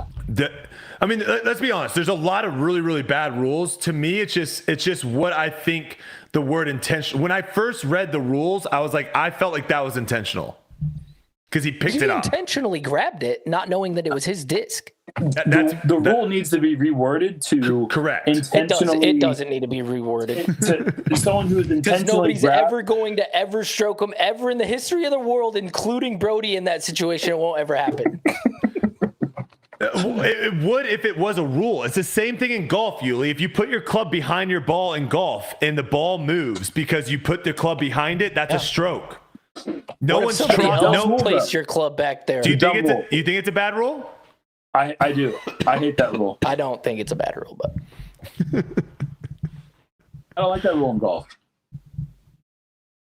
It's an interesting one because obviously there's people in chat being like it wasn't malicious, and I get all that. I see your point. The way it's worded, he intentionally grabbed it. Yes, I see what you're saying. And that's what I'm saying is like, what does the rule actually mean to some versus other? And in my opinion, when you make a rule book, I don't think there should be any rules where it's like some groups are going to view it this way and some. I mean, for the longest time, benefit to the player, people didn't understand that rule. Yeah. People just thought when there was a tough call that the rule should just go to the player. Right. And that's not the rule. That's what I'm saying. There's a lot of people that misinterpret the rules. And so all these people in the chat that want to be super hard, Brodie, blah, blah, blah, blah. Bro, the way the word is written, if you showed that rule to a bunch of people, not everyone is going to agree on what the ruling should be. And then the argument persists about the intention versus instinctive reaction. And if his instinctive reaction is to grab the disc that he set to the side, then are you working on reaction, instincts, or are you working on intention? You know, like when you're driving, you don't think about braking, you just do it instinctively. It's not like you intentionally hit the brakes, you just reacted. Right. And I think that there's a different interpretation there as well. Shout out to Dope Muffins. He says, you're the only person misinterpreting it, mate. 2 comments later, R goes, I agree with Brodie. The thing is there's a lot of people that are going to agree on both sides. And that is my whole point is if we have rules where if I'm playing with Big Jerm today, it doesn't get called. But then if I'm playing with Yuli tomorrow, it gets called. I think that's a bad rule. And the PDGA should look at the rule book and say, hey, we paid $5 million for this stupid PDGA rating system. Maybe we should pay a little bit of money to actually write good rules. I'd like to add in, and I'm not sure if you guys have talked about this on the show, but if we're going to be writing in rules and checking and balancing the rules, yes, isn't it time that we have rules that separate MA6 and Pro, like Elite Series and Major Pros? I always love it when I'm like, wait, why are we playing the hole this way? And they're like, we couldn't get a waiver. And I'm like, why do we need a waiver? And they're like, well, because they don't want, these C tier tournaments playing courses. I'm like, what is going on? Dude, why? This one, I've been talking about this one for a while, and I don't know if this is going to happen at the USDGC or not, but I've proposed a 40-foot circle one. Like, oh, wait, Jerm, have you heard what we talked about on the show? No, I had no. Are you talking about the amorphic lines? No. Jerm, wait, another question. Do you watch Tour Life, dude? I mean, it's 3 hours. I don't have time, bro. Come on. I'm too busy fixing my RV all the time. So this is what we're thinking, Big Jerm. This is how you solve the problem. And it is also how you make maybe disc golf a little bit more athletic, a little bit more exciting, big plays. You allow people to finish in front of their disc as long as the disc is released before they hit the ground from anywhere outside of 80 feet. So you're in the woods, you're like tough, you got no shot. You can sprint sideways, jump from your lie, lay out midair, and chuck it, and that's legal. If you want to jump putt, Paige Pierce style, and be in the air with the disc still in your hand and putt from 100 feet and then land, completely fine as well. Anything inside 80 feet, 60 feet, whatever, you play it like C1X, and you can't finish in front of your disc. Well, that's the point of me saying 40 feet, because I think that that's just the beginning of it. That could be I fun. don't think that 40 feet is the resting point for C1 Edge. I think that we need to start small, and I don't think that you just go from 32 feet, 10 inches, where it currently is, all the way out to where I think is appropriate, which is 45, maybe even 50 feet. But at that point, the advantage of being in the air that you could maybe argue slowly starts to disappear at a certain distance. And I think that when you get close to that 45, 50-foot range, it doesn't matter anymore. I don't care if somebody runs and jumps. I don't care if their feet are in the air. It'd be sick. Yeah, I think super athletic. Go for it, dude. Long jump disc golf champion. Somebody's going to slip on mud and smash their face right in the basket. Well, they're not athletic enough. Too bad for them. Survival of the fittest. That's what we've always called disc golf. Do you guys, the one shot that always pops in my head, do you guys remember Lance back when they played I think it's like the Wintertime Classic, and he had like a forehand and there was like a trash can in front of him, and he was like leaning out and like he was falling over as he threw it, and just drills this trash can 5 feet in front of his line, and as he's like falling to the ground. I don't know. I think if you add in more moments like that, like it'd be electric watching Big Jerm all of a sudden, like you don't see anyone, and then he just flies out of the woods throwing a sidearm, and it just hits first available, and you're just like, oh, like he was random shout out. I'll never forget the club doubles that I played. Must have been 15 years ago when Greg Dykes at Renaissance did a jump sidearm and then cashed it from like 80 feet, and we all just looked at him and we said, dude, you can't do that. Like, what are you doing? It was the same hole where you made that crazy putt that I said you will never make this putt. It was that very same hole. He had no look, so you did a running jump sidearm, lefty chain, just mashed it in there, in air, diving out to the side, and we all were just like, well, that was the coolest non-counting shot we've ever seen. But yeah, dude, I'm with you. Not to bring it up, the only way you get stroked in that situation is if I literally look at Jerm and go, I'm going to pick up your disc intentionally, and then I go and I pick it up. Is that the only way you get stroked there? Why is that rule even exist? Well, because they don't want you going over there and moving it. That's the only reason that, like, the rule is so you don't interfere with the disc, and then when they're not looking, go and grab his disc and toss it to the side. That's the That's intention. why. That's why the rule's there. But I didn't intentionally do that. I don't know. Okay. All right. You're grasping at thin straws here, but I love the idea of what you're doing. You're challenging the people. I feel like I'm not, though. That's the problem. I don't feel like when it's your problem. No, I'm saying I think that's the problem, is I don't feel like I'm like trying to be devil's advocate and trying to play like, ooh, what if this? That's why we love you, because I'm literally just, the way I read the rules, I was like, wait, why did he not get stroked for that? No, let me be clear. It doesn't seem like you're just making things up. I can tell that you're genuinely believing what you're saying, which is why it's good. Yeah. Yeah. That's one of the comments that was last week. We were reading the comments, Jerm, of like people commenting on our stuff. It's awesome. And one of them's like, well, it was one that I read recently, and it was like, Paul never comes off his high horse. He always thinks, and I'm like, I'm on a podcast. Of course I always think I'm right. That's why I'm on the podcast telling you what I think. That's why people like me. It's because a lame podcast if you were just so wishy-washy that every time you took a stance, you changed your belief as soon as somebody said something to oppose your belief. Yeah. I got to ask you guys Thor's question. He goes, what if I'm a really good actor and I fake an unintentional disc pickup? That's evil, dude. He's a really good actor. Oh man, that's so funny. Let's see. What else I got on here? Oh, I got one. Yeah, go, Because Yuli. I wanted another opinion. You and I go back and forth on this for a long time, and it's a really touchy subject, Jerm. Okay. Do you want to go in on a touchy subject? Why am I here? If it's FPO, don't do it because we're waiting for Holyn on that one. But go ahead. Well, it kind of is. Yeah, I thought it was going to be that. I mean, if you want to go quick, that's fine.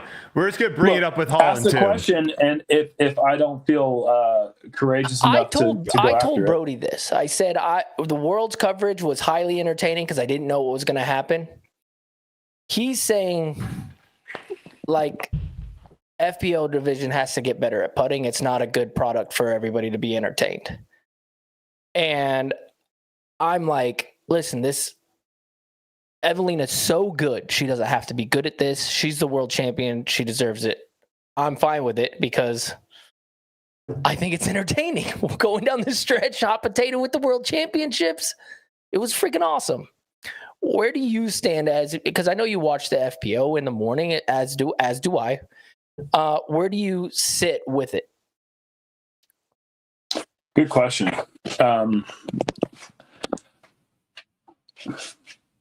I think that it's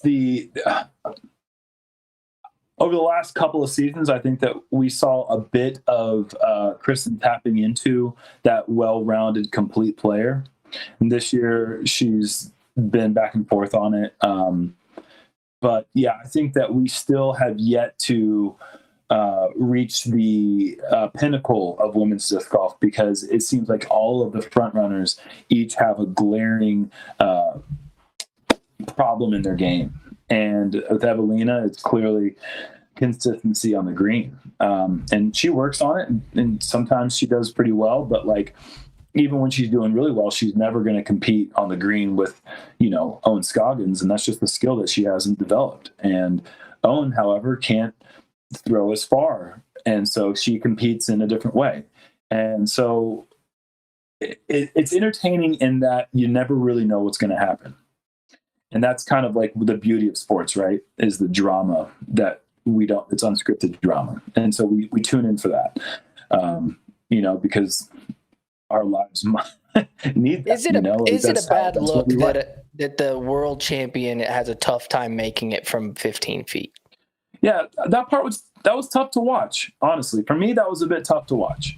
And you want to see the world champion, the highest achievement that you can earn in the sport. You want to see that one with incredible play. And honestly, I got a bit of that feeling earlier this year at the U.S. Women's Disc Golf Championship when Missy won. I think she only had one course birdie the final round, and she missed a lot of putts as well. But Evelina, I think it was like 8 straight holes where she had an opportunity to gain a stroke on Missy, who didn't get clean off the tee, to gain a stroke. And on the 8-hole stretch, she actually lost multiple strokes because she ended up 3-putting. And so that same problem that we've seen with Evelina came back once again at the World Championships, but this time her driving was good enough where she was keeping it inbounds, getting far down the fairway, and giving herself chances that the other women just weren't taking advantage of those missed putts. And obviously we know this is how it unfolded. Is it good? Is the state of women's disc golf in a good place right now? I think it's good that we have a lot of different winners and that you can't really predict who's going to win the next tournament, really. But I think the women's game still has a long way to go as far as like really establishing that true dominant player who's going to be that way for a long time. Like even when Kristen was winning the last couple of seasons, my fear was that she was getting all this momentum going a little bit late in her career to have like the Gannon type of hope and promise that we expect from Gannon over the next decade or 2 decades. But I'm sure Kristen is going to come back and she's going to win a bunch, but it's still, there's the inconsistencies that I think that they have the talent to clean that up. And we just haven't seen it yet. So I don't know. Is that a good product? Is it almost a good product? Is it a bad product? I don't think it's definitely not a bad product. I love watching the FPO play, but I don't know. What are y'all's takes on it? Well, one of my things what I told Brodie is I was like, hey, what is the number one putter? Number one putter in FPO is 83%. So that's the mark. That's what I think is the mark. Brodie says they should be as good as MPO, period. Like it's 30 feet. That's a skill that everybody should learn. No. Right? I said there's a certain. Well, first off, Jerm, do you have time? Because if you do, I would love to bring Holyn on because this is something that Holyn is waiting. It's up to you. Hey, well, let's pause this. Holland's more important than this silliness. Well, I was going to say, if Jerm wants to stay on for the Holyn interview, that's fine. If you want to bounce Jerm, that's also fine as well. Actually, we got a hot tub ready here, and I need to get my bones in there. Get in there. We appreciate your time. I'm willing to stay on for a couple more minutes, but yeah, I got to get going. Okay, you can just bounce whenever you want. I know Holyn just jumped on, so Silas, let's get her on. 2024 DGLO champion, Holyn Handley rejoins tour life now, I believe. Back in the RV champion style. What up, Holyn? How's it going? Oh, we're living the life. One tournament at a time here, one podcast at a time. I gotta ask the first question. How good does it feel to get that win after Worlds? Oh, geez. That's all I wanted to do, man. Like that final round at Worlds was embarrassing. It felt so bad. It's probably like the lowest point I've had so far in my career. And then I wanted so bad to go out and win DGLO. So yeah, it feels like you don't get the highs without the lows, and it just feels awesome. Yeah, I mean, it's one of those things that I think a lot of people would love to have is like you have, a performance like you had at Worlds. Everyone was thinking you were going to be the world champion going into that final round. And, you end up, falling short there at the end. And then you're able to immediately, the next tournament, just kind of wipe it away and move forward. We still got the playoffs coming up. We still have USDGC, or you guys, I think it's Throw Pink, right, is what. Still don't know why it's not a major. It's kind of crazy, but we still have big tournaments still coming up, and you're pretty much putting yourself in a nice little resume for Player of the Year, which I know is something a lot of people are going after. If you don't mind reliving Worlds a little bit, I do kind of want to know just. It's got to be a different feeling when you show up and someone is just playing out of their mind, and you're playing well, and you're just like, they got my number today. Like there's nothing I could have done. They're just playing so well, versus your scenario where you're watching someone struggle to get the disc in the basket, and you're struggling to get the disc in bounds really towards the end of that tournament there. How was that? Like, if you could bring us back into that moment, I think a lot of people would love to kind of hear just first off your struggles, and then how you were able to flip it around and go out and dominate this past tournament. I mean, I think the biggest struggle for me all year has been related to like the mental side of the game, especially on that last day. Like when I play well, it's when I'm not thinking about scores, and I lose track of, how many birdies I'm getting, and I just like have fun and play.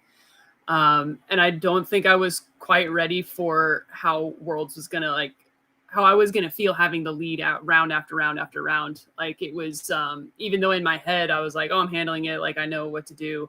Like there was like physically, it was like affecting me. Like I couldn't eat, like breakfast, and Tyler's in here heating up the same breakfast that he's been eating for the past year. And it's like making me nauseous. Wow. And so like, I have that going, and then I have to like go play. And so I think it compounded a bit, and like that final day, like I'm doing my normal warm up and I'm just not getting settled. Like I'm feeling nervous putting on the practice basket. Like I just never got settled. And then, I was just like a little off on these shots and finding OB in spots where I really shouldn't be finding OB. And like, my tendency is to want to kind of panic and get mad, but, just kept moving. Cause like Evelina was struggling too. I could tell that she was feeling it on the green. She was putting back and forth and missing everything. So I was like, if I just hang in there, maybe I can still pull this out. Kat Merch was the only one early on who was like, seemed to be making a push. Well. Yeah. Like she was, I think 5 down at one point. And I don't even like once like I had that slip on 14, that upshot, trying to get to the green. I like was running up kind of into a little divot. There was like a little drain right there. And I like felt my back foot kind of like hit weird.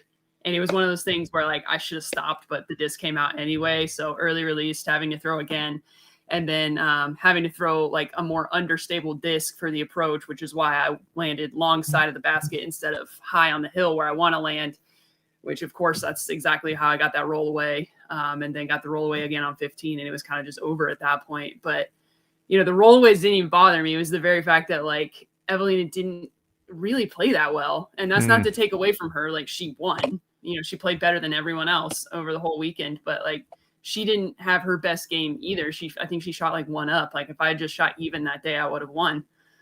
So that was the really frustrating part, is like, I didn't even have to do anything special if I had just played average, but instead I played terribly. Yeah. So that has been the conversation we've had on here a couple times, and we haven't had anyone on FPO yet talk about it. I'm on the side that I think it's a tough look when your world champion is struggling to get the disc in the basket from a short distance. I don't think that's necessarily a great look. I don't think it's necessarily a product that probably attracts more people to watch.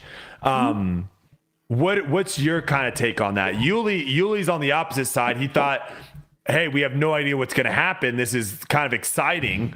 We don't know what's going to happen. What's your thoughts on it, you know, being in that moment and seeing it happen? Yeah, I mean, at least immediately after, I was kind of like, I'm sorry anyone had to watch that. Not because of Evelina, mostly because of myself. But like, that's not really what you want to see going into. You don't want to see a final round of the World Championship being like everyone kind of fumbling it and trying to just like, you know, limp across the finish line.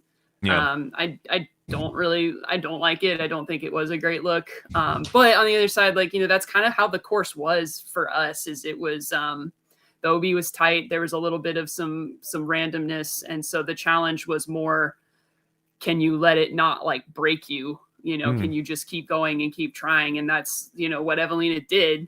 Like she was able to land the disc in bounds and I wasn't. And even though she had those putting struggles, she was able to like keep it together and get the disc in the basket then in the number of strokes that she needed to take it down. So, I mean, I could see why people would be frustrated, you know, watching missed putts from like 15 feet. Like I think that's totally valid. But at the end of the day, it's like she beat all of us, so we can't really say anything. It looked too like Kat at one moment, like we thought, oh my gosh, Kat's going to be a world champion. Like she's putting herself in position to win a world championship. She throws a couple loose shots and then she almost like turns into like Evelina's biggest cheerleader when she's like kind of still in contention, which I don't know. I still think there are, you know, Big Jerm, if you want to talk a little bit, you were talking about it a little bit. I still think there are some like growing that needs to be done in the FPO of where it still feels like it's a little bit more of like a club, like, hey, we're rooting for everyone. We hope everyone plays well. And I think some of us, I mean, myself, you could talk to myself, like, I want to see killers out there. Like, I'm fine after the fact if you want to go up to someone and say, hey, great playing out there. But it's tough watching people like root for the people that are beating them in a world championship in the moment. Like, it's tough for me to watch that. I don't know. What did I say that right, Jerm? Is that kind of what you were saying a little bit? No, I mean, thanks for giving me the floor here. I mean, this is obviously something that I want to hear what Holyn has to say about it because she's the one that's competing on those cards. You know, personally, when I'm playing with like Kevin Jones, you know, if I'm playing against Kevin Jones on league card and we're going for the win, it is kind of cool vibing with him and like him rooting for everyone's shots because that's one of the things that Kevin Jones is well known for is that he is like out there pumped up when you see a great shot made. You know, like when Calvin Heimberg had his 2 throw-ins last year at DGLO, Kevin was on the card and you see him in the background just losing his, you know, just going crazy. And I kind of like that because they're vibing, they're feeling it, and like that can help other players play their best. But if it's a situation where someone's not playing very well and they're just like they're picking their favorite on the card and they're really rooting for them, that can be a little off-putting, I suppose. But like if it works for them and like it's not bothering the card, then like everyone's got their own different unique personalities, and like that's just one of the things that you know going into the round. Like you see the 3 other players that you're going to be playing with, and you're either saying oh shoot or oh yes, or like oh, whatever. Like those are the three different emotions that you pretty much have when you see who you're playing with. And it's because you know that each person is different. And that's just kind of up to you as a professional to do the best you can with what's going on around you, because you can't control what they're going to do. You can only control your throws. To me, it doesn't bother me to see somebody roof to another player as long as they're not getting in anyone else's way by doing so. What do you think, yeah. Alan? I mean, I know for me personally, when I'm wishing ill on another player, like if I'm thinking like, oh, I missed your putt or something, like if I'm thinking negatively like that, it makes me play worse. That's poison. Right. Yeah. It makes me play worse. So, and on the flip side of that, if I'm kind of, I don't necessarily do it super outwardly like the way Cat Merch does, but like if I'm kind of putting that positivity out, I feel like it makes me play better. Like this past weekend at DGLO in that final round, like I was rooting for the people on my card to throw well. That's selfish. It is selfish. Exactly. It's not really for them. It's for me. And I don't know if that's just because like I played team sports, and in team sports you root for your teammates and it kind of builds everybody up and it builds you up. And I mean, I can't totally speak for Cat Merch, but like that's how she is all the time. Like she's a very vibey, positive person. And I went into that final round like thinking I know she's gonna be like that, so I'm gonna vibe with it and feed off of it, and it's gonna help me play better. And I think it did. So yeah, I think it's just it for her. It might be kind of like how it is for me. You know, you put positivity out, you have positivity in as well. Plus, it's a unique situation because Evelina is missing a lot of these short putts, and I think the moment that we saw where she was really stoked when she finally made a putt, and that's probably an awkward situation for the whole card because she's just missing at the World Championships over and over again, and then she finally makes it, and you know, Kat gives her the fist pump or whatever, like heck yes, and then she ends up beating her. I think it was ironic that it happened that way, but given the situation, you know what I mean? I don't know if she'd be like that typically down the stretch battling.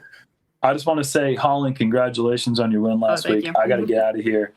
Super proud of seeing you overcome everything you've overcome this year, because you are one of the most well-rounded players I've ever seen, and you are a freaking champion. So congrats to you. Thanks, Jerm. All right, thanks for having me on, guys. Yeah, Jerm, anytime, brother. Take it easy. Enjoy the hot tub. Appreciate it. See you, buddy. I think, when I asked that question, it wasn't more directed towards like you're like hoping someone slips and chucks it OB, sure. or you're hoping they get a bad roll away. I think we all, as competitors, we all want to win when we're playing against someone else's best. That's ideal. Right. Do you think anything changes if instead of playing for $20,000, $30,000, you're playing for $250,000?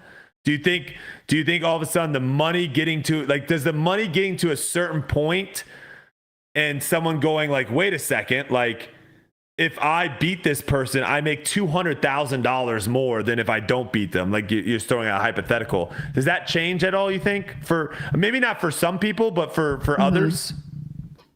For some, I think it definitely would. Like I can think of a couple of players who I know are just super motivated by money. And I mean, we all are obviously to some extent. Like for me, I'm not thinking about payout when I'm in the middle of the tournament. Like I want to win whether I'm playing for money or not. So yeah, I don't know. I think for some people it might, like, I know there's a few people who it would probably change it for, but I think too, going back to, Kat rooting for Evelina, like, I think there's a relationship there too, like outside of playing together. Like we all know Evelina's so good and we want to see her do well. And it's like, there's an empathy there, right? When she's struggling on the putting green, because we've all kind of been there a little bit and she's there all the time. And then there's also like on the flip side of that, like, there's a little bit of trash talk too, outside of things like, when Evelina's all telling me that she's nervous about a putt, and I'll just tell her like, get over and go make your putt. There's some of that too. I think, just at the end of the day, like we don't want to see people putting back and forth from 15 feet. Of course. Ever. Yeah. Right. Yeah. I think there is just still like the nature of the disc golf world where everyone's kind of touring together. People are playing practice rounds together. You're kind of all hanging out. Like everyone knows each other a little bit more. It's like a little bit more of a connected group. And also there's still some of this, like, we're trying to build this up together type of mentality. I'm just starting to see with some of like the newer MPO players coming in, like and this is where it's like, I'm okay with whatever, but if you're on the side of saying like, no, I like that cat merch, is like rooting for Evelina, then you also have to be okay with the person that comes in and says, I don't give a flip about anyone. I'm here for business. And you have to be okay with both. You can't say one's okay and one's not, because some people are going to like a certain way and not, but I'm starting to see that some with the younger MPO kids is they're just like coming in and they're like, I'm here to win. Like, I'm not here to make friends. I'm not here to have a good time. Like, I'm trying to be the best in the world, and that's all I care about. And I think when we start, if disc golf ever gets big to where players are flying into tournaments or players are staying in Airbnbs and not all staying like in vans and RVs in the same kind of parks, then we might kind of see a little bit more of that, because everything's a little bit more established. And now like you're kind of focusing, everyone's got their own team. You know, you got your caddy, you got your nutritionist, you got your strength and conditioning coach. You kind of have your whole team, where right now, like you said, like Evelina came up to you and was like telling you that she was nervous about a putt. Like, I don't think that happens 20 years from now. Like a competitor coming up to another competitor being like, hey, I'm really nervous about this putt. And you being like, stop talking to me. I'm trying to beat you right now. What are you doing? You know? Yeah, totally. I think it's with the times. You know? But what is your stance kind of on the FPO side of things? Because, you know, I'm going to be honest, like I trashed FPO pretty hard, just like I would trash MPO if there was a performance where someone won and they couldn't putt from 15 feet. I would say the same thing. But then you turn around and show like a very well-rounded, dominant play at DGLO, a very challenging course with like the OB, the elevation. Where do you feel is the state of FPO right now? I mean, in terms of, you know, how it's been in past years, it's better than it's ever been. But I think there's so much room for growth. I mean, I think the very fact that like I've come in and I haven't even been playing 5 years and I've got wins, like that's unheard of in other sports. And it's just because it's so young and still developing. But I mean, eventually, like if at the MPO side of things, like if you had, you know, one bad round, a lot of times you're out of contention unless you like pull something off. Like if you don't have a well-rounded game, you're not even in top 20, like you don't get on coverage ever. But in FPO, like we do see a lot of the top players who have pretty glaring holes in their game and they kind of get away with it. And I think I can see why people maybe don't like that as a product, as something to watch. And I do feel like it's on us. Like the best thing we can do for the growth of our sport is just get as good as we can, so that like the competition is there. So it's people at the World Championship final round playing their best golf against one another, not one person shanking everything OB and the other one missing everything outside of 5 feet. See, and that's like interesting to me, because me being a disc golfer, being in the sport for as long as I have been, like I see through all the cracks, right? And that's my point is this. Like we're looking for the eye test. That's what we're talking about right here. Like it doesn't look good. So what we want Evelina to throw it 12 feet off the tee, then throw a good upshot, and then make a 25-footer, and we're all okay with it. Like a winner's a winner, whether you look at it, however bad it looks or blah, blah, blah, blah down the stretch. Like Steph Curry looks sweet when he makes 3-pointers, but Kawhi Leonard is super boring and he won a championship not making an expression. You know what I mean? It's done different ways. And so I just have a hard time being like putting all this pressure on Evelina, like, no, you have to do it this way. No, I don't think she does. Like, of course it would look great and we all have to watch her 3-putt all the time, but guess what? She's won 2 majors this year, doing it the same exact way, doing it the same way across the board, not passing the eye test that everybody wants. They're going like, no, we'd rather see Owen win because she makes it all the time, but she only throws it 300 feet down the fairway, sidearm flex shots, you know what I mean? And she doesn't have the big distance. So I'd rather see that than see Evelina win this way. Like, that's selfish to me. You know what I mean? Like, to me, as a sports fan in general, I have to be open to the idea that people are good at some things and people are good at other things. And at the end of the day, we're playing golf. It's a score game. Least amount of strokes win. Evelina, keep doing what you're doing. Now, do I want to see her make putts? Yes, 100%. But I was entertained. I was entertained by what I saw. That's my totally rant. like that's golf, right? It's just like who does it in the least number of strokes. And I think that is the cool thing about FPO right now is if you look at your like top 5 or 6 players, everyone has a very different style and a very different way of breaking a course down. Like, you know, Owen couldn't be more different from Evelina, couldn't be more different from Missy, from Kristen, from myself. Like, that is one of the cool things I think about FPO is everyone does it very differently. And of course, we see Kristen Tatar when she's in control. Like, you play against her. Like, it seems simple. She's making her 30-footers. All the lines look pretty good. The way that she carries herself like a solid champion, that's what we want. You know what I mean? But that's like, to me, that's selfish. It's like, no, like it's done all kinds of different ways. Let's just watch it progress. I mean, I think there is a massive difference though in, you know, Ricky's won tournaments where he's like spraying it off the tee and then scrambling and making putts. We've seen Gannon play tournaments where he's not throwing the greatest, but he's making putts from all over the place. I think just the thing with Evelina is there's got to be a certain range. And here's the biggest issue, really, Yuli, is disc golf is a player's watch sport. Yeah, I don't know that many people that are watching disc golf that don't play disc golf. Majority of people that are watching play it. Everyone kind of knows how easy it is to make a 10-footer. That's the biggest issue. No, for sure. That is the biggest issue. Absolutely. Putting's my favorite thing. It's my favorite thing to do. It's my favorite thing to watch. I love being on cards and seeing big, long putts. I agree. That's something that I want to watch. 100%. I'm with you. All right, let's talk something else. I have a question for you, Holyn.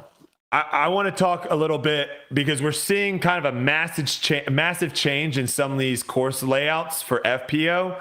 Initially, it was, hey, you guys just play MPO, and that's what it is, right? And now we're starting to see more layouts that are designed for FPO.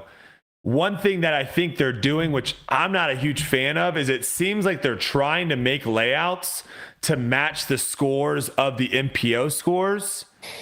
And so you get a course like this one, Toboggan, and I'm just going to list off some of these holes because when you look at it, you know, granted, I understand like there are some holes that, you know, have elevation and all that stuff. I get it. But you played the course. There are a lot of holes out there that are like tweener holes. They're not really par 5s. They're not really par 4s. You're not really having to throw a far shot. You know, you got hole 2, you guys played as a 426-foot par 4. Granted, it is uphill, but it's still a very short par 4. You've got a 480-foot or that's a par 3, sorry. 419-foot par 4, 390-foot par 4, 507, 526, 495. Like, do you think this is the way that layout should be played right now? Or do you think they're listening to some of the FPO players that have complained about this hole's too long or the OB's too tight? Like, what are your thoughts on that? I think, so I hear what you're saying. I do hate tweener holes, and I think like Vegas was like the worst one. We don't play it anymore, thankfully, but like that was the worst one where you have everyone throwing it. Kind of doesn't matter how far, because then you're just throwing like the easiest little pitch up and then taking your par or whatever.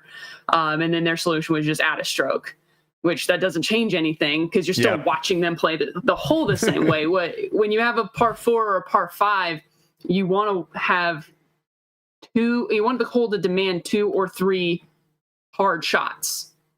Sufficiently challenging shots, right? You don't want to see someone just blast it up there and then stand still and just throw a little like they're playing catch with a basket. That's boring. and you don't get really good score separation from it. And when it comes to like the par threes and stuff, like if most of the field can't really get there, I think it's okay to have a couple. Like I think having, a hole 9 is totally fine because there are people in the field who can get there, and it's a really cool shot. It's an angle control thing really when you're throwing that far downhill. Did you guys play the secondary tee pad too? Or secondary basket on that hole? On 9? No, we played the same as you guys.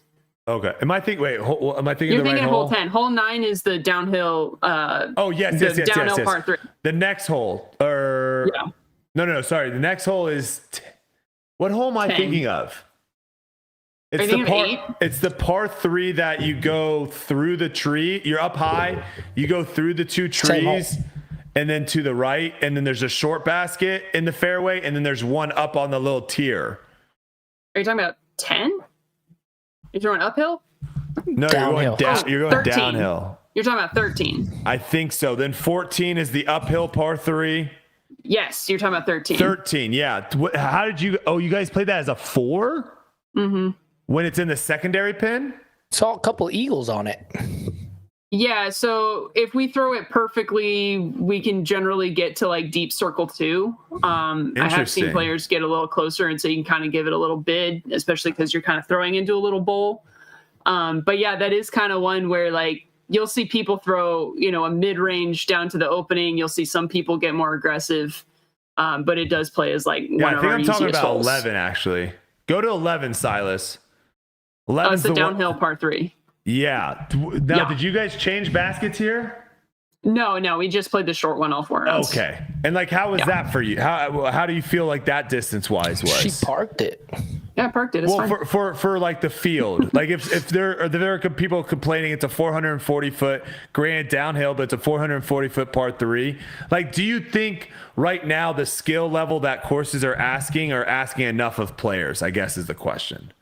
Yeah, I think that hole in particular, enough of at least probably like the top quarter of the field, the top 25% of the field could probably get there. Like if you want to get there with a backhand, it's all angles. I've seen people get there with like a mid-range. Not a lot of people have the sidearm to get there, but I would say about a handful probably do. I think that hole's fine. I don't think like putting us at the long pin and making it a par 4 would be terrible because that second shot's just not hard enough. Yeah. And so when it comes to like, what is the absolute score? I care less about what is, are we shooting around even? Are we getting 10 unders? Like I care less about that and more about, are we demanding for a par 4? Are we demanding 2 sufficiently difficult shots that it's actually like requiring you to showcase some skill other than just like a little frisbee toss? Yeah. Cause I think what you're doing for the game and what you're advocating is what the FPO field needs. You need someone saying, listen, let's stop trying to dumb down these courses and make these courses easier, because when you do that, now players don't have to try to get better. They don't have to try to learn a sidearm. They don't have to try to get better at putting from 40 feet. There's no reason. I think for the game to continue to evolve, you have to keep, look at the courses that MPO are playing now. It's like, it's the same thing. Like there are people that in MPO that complain about the courses we play, but like if you make the courses too easy, then it's like there's no score separation. Everyone's able just to kind of throw whatever they want up there and then they make a putt. So I don't know. I just kind of saw some of those holes on FPO this year and I was just kind of like, I don't know if they've been like that all the time, but I'm kind of like, man, I feel like sometimes FPO kind of gets, it almost feels like sometimes like they make the MPO course and then they're like, oh crap, we got to throw an FPO layout out there. Right? Yeah, exactly. Every time. Doesn't that what it feels like sometimes? And I mean, even to the point of, I think it's, I think like there's one hole at Des Moines where like we played at the same basket and then the guys go up a hill to their basket, throw down a hill and then like around a dogleg left. But we just go down to the dogleg left. But to get there, we have to walk up the hill. You're already walking past. And then we're literally walking away from our tee pad up a hill on an already hilly course and then walking down that same hill on the other side when like there's like a spot you could have just mowed a path. So it's like very clear what the hole was originally designed for. Is it was definitely originally designed for the men, and then put us on there. So that is the sentiment everyone in FPO feels. To respond to Adam's comment, Adam just made a comment that I don't like making courses harder by making them longer. I think what Holyn and me were saying is when you have like a 460 foot par 4, that basically means that like someone can just throw a 300 foot shot and they have a 160 foot up shot, and someone can throw a 400 foot shot and have a 60 foot up shot. They're both pretty much getting the same score. Like there's just, the score separation doesn't exist, versus you have to throw like a 350 foot shot and another 350 foot shot. Now all of a sudden that's 2 shots for a lot of FPO players. That's far. That's going to increase the variability of shots. It just is. Like inside of 150 feet, everyone's going to be able to throw inside of circle 1 most of the time. So to me, it's just like, unless you have like New London probably did that pretty well for you guys for some of the baskets and some of the holes of where it was very landing specific. Like if you're off a little bit, the angles weren't there, right? You can do it that way. Yeah, totally. I mean, I feel like when we say make courses harder, everyone kind of jumps to distance right away, or they jump to OB right away. But I love when courses make it technical, right? You have to land, you have to have distance control. Like, so maybe it is just a 250 foot shot, but if you blow past it, you're out of position. And if you're short, you're out of position. You have to get it within like, 225 to 275. That is your landing zone. And then you have another technical shot, and they can be, you can mix shorter shots in there, but it can't just be throw whatever as far as you want and then throw whatever as far as you want. That's boring, and it doesn't make anyone have to get better. I think one of the things that a lot of course designers miss too is like you just said, angle control gets you down the hill to that downhill shot, right? It's not power, it's hitting the right angle. And I wish I could see that a lot more on courses, to where you have to, like, say, get out of a gap, and everybody can do that. But in order to get to the hole, it has to be on a specific angle with a specific disc to ride out and then coast down there. You know what I mean? A lot of course designers right now are just like, okay, yeah, it goes out here, and then it's just out in this area, and you can throw 9 different shots to get there. I would like to see more intention on a specific angle, specific shot that nobody really has an advantage. It's whoever can hit that spot with that stability of disc, which is a tough thing to design. Is it hole 8? Is that the par 4 that you go out the gap and then to the left? I think you guys are actually already out the gap, which is like a ridiculous hole. Yeah, that hole is ridiculous for you guys. You chip a little forehand hyzer, you don't even have to throw it far, and then you can either chip another one or try to throw it. Like, I literally just chuck a force up there and then try to throw it in with a putter. Yeah, I don't know why you guys aren't playing from the MPO, or like that's a perfect one where it's like just play 30 feet in front of the MPO tee pad. Like, still have to hit that initial gap. But Yuli, to your point, like, that, in my opinion, is a great hole. Yeah, it because really is. You have to have your angle control. You have to have your height control, because I saw a lot of guys go up too high and they're hitting that limb and they go OB. Like, that is a great one. You know what's really missing, though, a lot? Is like, when do we ever get to throw, like, flex forehands? Like, that's never really a shot shape that is like anymore. Like, it used to be. No, not really. It used to be like a big Really? one back in the day. Yeah. We sometimes we don't get too many like flex shots. Like, a lot of times, like, it's a hyzer flip to flat. There's very few times where it's like you're having to go around this way and then bring it back this way, or opposite with the forehand. I think that's something that's missing. I think one of the holes that could really do that is hole 1. Hole 1, if you want to throw that backhand for a righty, that's a really tough angle. Super tough angle to get over to that right placement.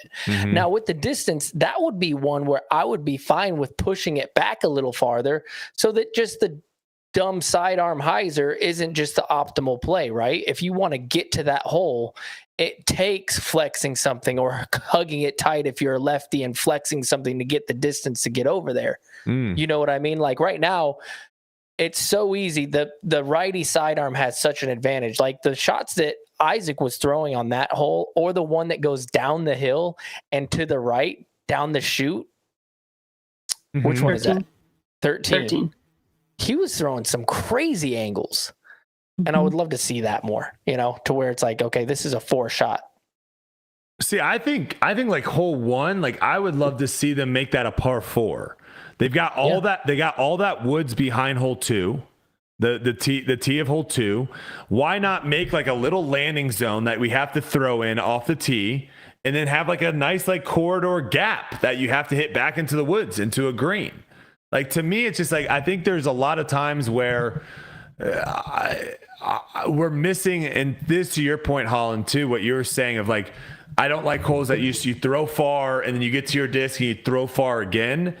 That's why I love holes that are like L-shaped, where you're throwing, but then the fairway is this way as you're throwing. So like distance actually matters. You can't throw as far as you want, or you go OB. You can't throw short. So, all right, enough with the course design. I know people get tired of us hearing about all that. Do you feel like you've kind of in my opinion, you kind of put a stamp a little bit? I mean, I know Kristen still has a pretty good season. I don't know if anyone has won. How many wins does she have more than you? Do you know? Oh, she has 4, I think, and I just have 3. Okay, so only one 4. more. Only one more win, but it feels like you've kind of put your stamp, or at least right now, you're kind of the front runner for Player of the Year. How much does that mean to you? How much does that matter?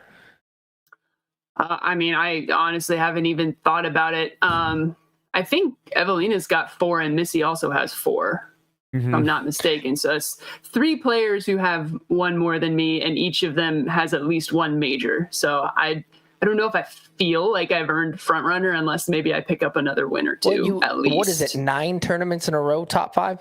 Yeah, I just feel like you've been so consistent. That's crazy. Yeah. See, these, like, they're going like this, and you're just mainstay. There's a lot to consistency, as we saw last year. Calvin. Yeah. Who won the Player of the Year. So is that something that's like, if you get close, like if you win the next tournament and people are starting to be like, oh, she's probably gonna win Player of the Year, is that something that now you're caring about? Because we heard with Gannon Buhr, like Gannon Buhr cares about it. Like he wants to win Player of the Year. That's one of his goals. Is that just not an award that's like super prestigious in your mind? Oh, I mean, I certainly care about it, but it doesn't like change what I'm doing week to week. So I don't really spend a ton of time thinking about it, right? Like that would be, icing on a cake of an already great season. But really, like, if I get too like far off on looking on big goals or whatever, I kind of lose sight of what I need to do right now. So really, like, the only thing I'm thinking about is, getting ready for GMC. So we have this dominating performance this weekend at DGLO. Kind of a more wide open track, and now we're moving over to GMC, which is a little open and then straight woods. Are you pretty comfortable in the woods? What would you say your style is for you personally? Because I thought it was interesting. We've had a bunch of like MPO players on here, and we were like, okay, AB is going to definitely say that he loves like the wide open and letting it loose, and he's like, no, I'm a woods player. What are you talking about? So what do you like? Sure. What is your preference, or what do you think you're the best at as far as personally? Yeah, I don't know if I'm the best at it, but I certainly love playing the more technical wooded courses. Yeah. For a lot of the reasons that we were talking about with like the course design stuff, is that's usually better designed because you just have more stuff to work with in terms of designing holes that demand a variety of good shots. And so it kind of forces like the more skilled players are usually going to do well there. And so I feel like if I do well there, that kind of says that I'm, highly skilled. And looking at Worlds, like I did better on New London than I did on Ivy Hill, even though I'm generally thought of as kind of a power player. At least this year, like I haven't, like the power shots, like are probably the thing I practice the least. Like the thing I've been taking the most pride in lately has been more of the touch stuff, the short stuff, the getting up and down, the making putts, and all of that. So definitely, I would say I prefer the wooded courses. I really wish we could film woods golf better, man, because it's like just you talking about woods. It's like we don't really have great woods courses here in Dallas. Like it's not the same, but like playing New London, it's just like that course. When I lived up there, I looked forward to going and playing that course. It was so fun to play all the time. And there's a lot of like open courses that it's not really that fun to play. It really isn't. And now we're trying to make those like pro. I mean, I get it, but it's just like, gosh, you can't have the spectators. it films terribly. Well, connection's a problem. It's just like everything is like against Woods, but like Woods disc golf is the best disc golf. Yeah. Yeah. I think it's everybody's like roots, like we all love the Woods, and it's just like a special place in all our hearts. I have USDGC 3 miles away. I never play it. I go play a little Dinker Woodsy track Yeah. with 250 footers because that's fun. Like It's I have so a fun to hit blast that playing. gap. It is, yeah. And like Holyn was saying, is like you go to USDGC, like how many holes are you required to throw a specific shape off the tee? Of where it's like, oh no, I threw that a little bit more. I turned that over a little bit more than I wanted to, or oh, I flexed that one out. Like you can get away with it so much in the open, and the Woods you just can't. I don't know. I love it. Another hot take that I had is like, I would love to see experimental tournament, no overstable disc. I don't know how they would be able to like do it, but we've all seen the players that throw a terrible shot and they're like, oh man, but it's so overstable that it like ends up being a decent shot. I've never seen anyone throw a flippy disc bad and it end up good. It doesn't exist. It can't happen. It's the rare thrower that ends up bombing. Like, oh, you didn't mean to do that. It's just so much more rare to see. So I would love to see that, to where it's like, no, let's just all throw flippy stuff. So those robots they're making that throw the disc, we'll just test them. Like all your discs have to be thrown by the robot. If it hits the ground at a certain angle, too overstable. Like it has to turn into a roller eventually. Little touchy otherwise. touch. All right, Holyn, do you have anything else? It's always fun to have you come on. I love hearing your perspective on everything. I think you are one of the few that are kind of leading the charge for the FPO, which is something that I think needs to happen. Absolutely. I think you're bringing in. I think at DGLO I saw more younger disc golfers, like girls, than I've seen in a long time. So it's happening, which is awesome to see. But anything else for the people? I mean, I guess just a big thank you to, everyone who was reaching out, during and after Worlds and during DGLO as well. I got a lot of really supportive texts from people and a lot of really nice messages. And that definitely, whenever I have a bad round like that, I still make myself go and talk to the fans, even though I don't always feel like it. And it always makes me feel better, helps me put things into perspective. So just a big thank you to everybody. Yeah, those first couple autographs right after a bad round kind of suck.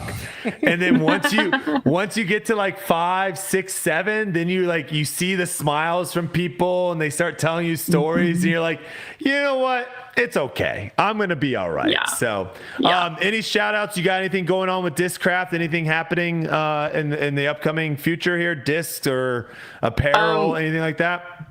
Yeah, we should have a couple of commemorative discs coming. We've got the Ledgestone and the DGLO one. And then we've still got lots of apparel over at flyfactorydiscs.com. I had hats drop a little while ago. Oh, heck There's still yeah. some jerseys. So yeah, go check those out.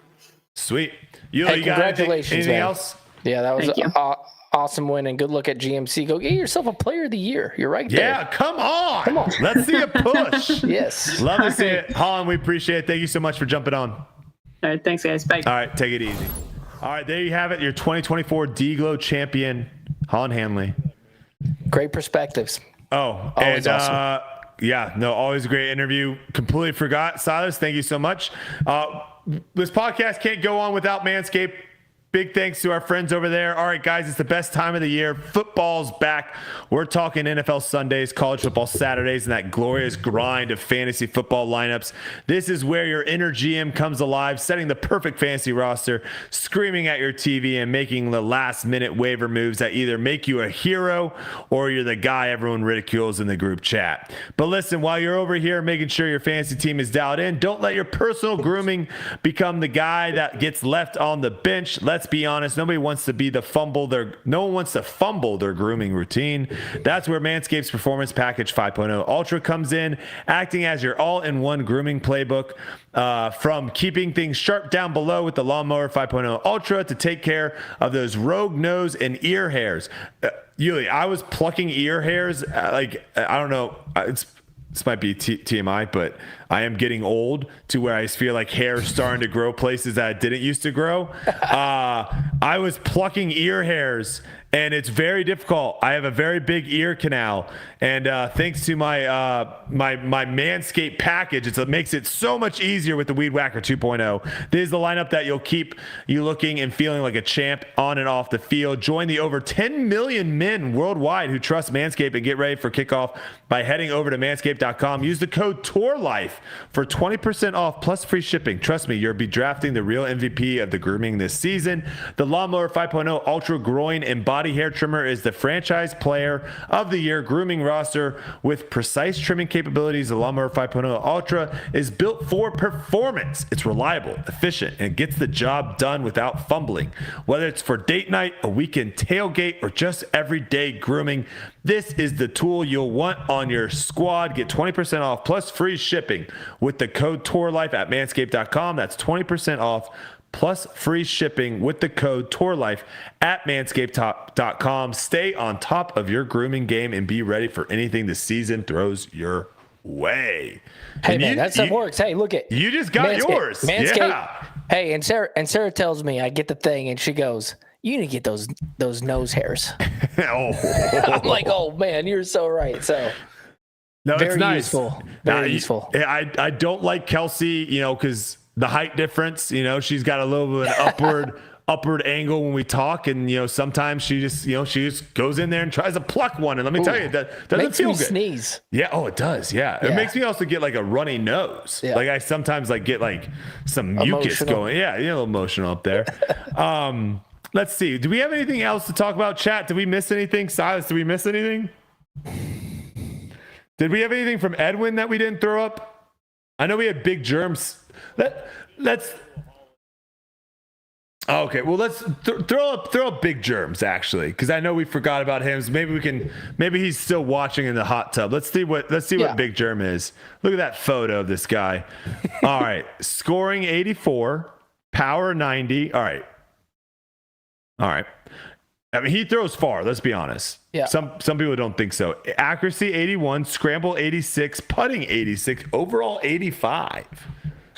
Accuracy's got to go up because, as for him, he has the most accurate sidearm maybe of all time ever. His sidearm is ridiculous. And if it's the most accurate sidearm of all time, which it is, all angles, 81 is a travesty. Hey, this is based off of stats. Don't come after. It is, but he's forced to throw backhand, some backhands here and there, But 80, he has gotten good at it. 83rd in fairways hit this year, 74th in OB rate. That's what's killing him. Put this guy in the woods with a sidearm challenge against anybody. Waco. You're getting so fun smoked. to watch. You're getting smoked. So I do think that the accuracy doesn't show the full potential. So I got his back on that. Power right. seems about right. I think scramble, pretty good. He's one of the best scramblers in the world. Really good. Putting, when he's on fire, he's hit or miss. Putter. Yep. He's hit or miss with putting. I've seen some tournaments. There was one tournament. I don't remember what it was.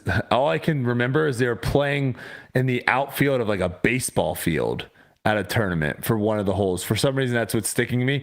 Like he didn't miss a putt inside of like 45 feet, 50 feet. Yeah. He was making everything. All right, let's throw Holyn's up real quick. We didn't throw that up, unfortunately, when she was still on. Holy smokes. Okay.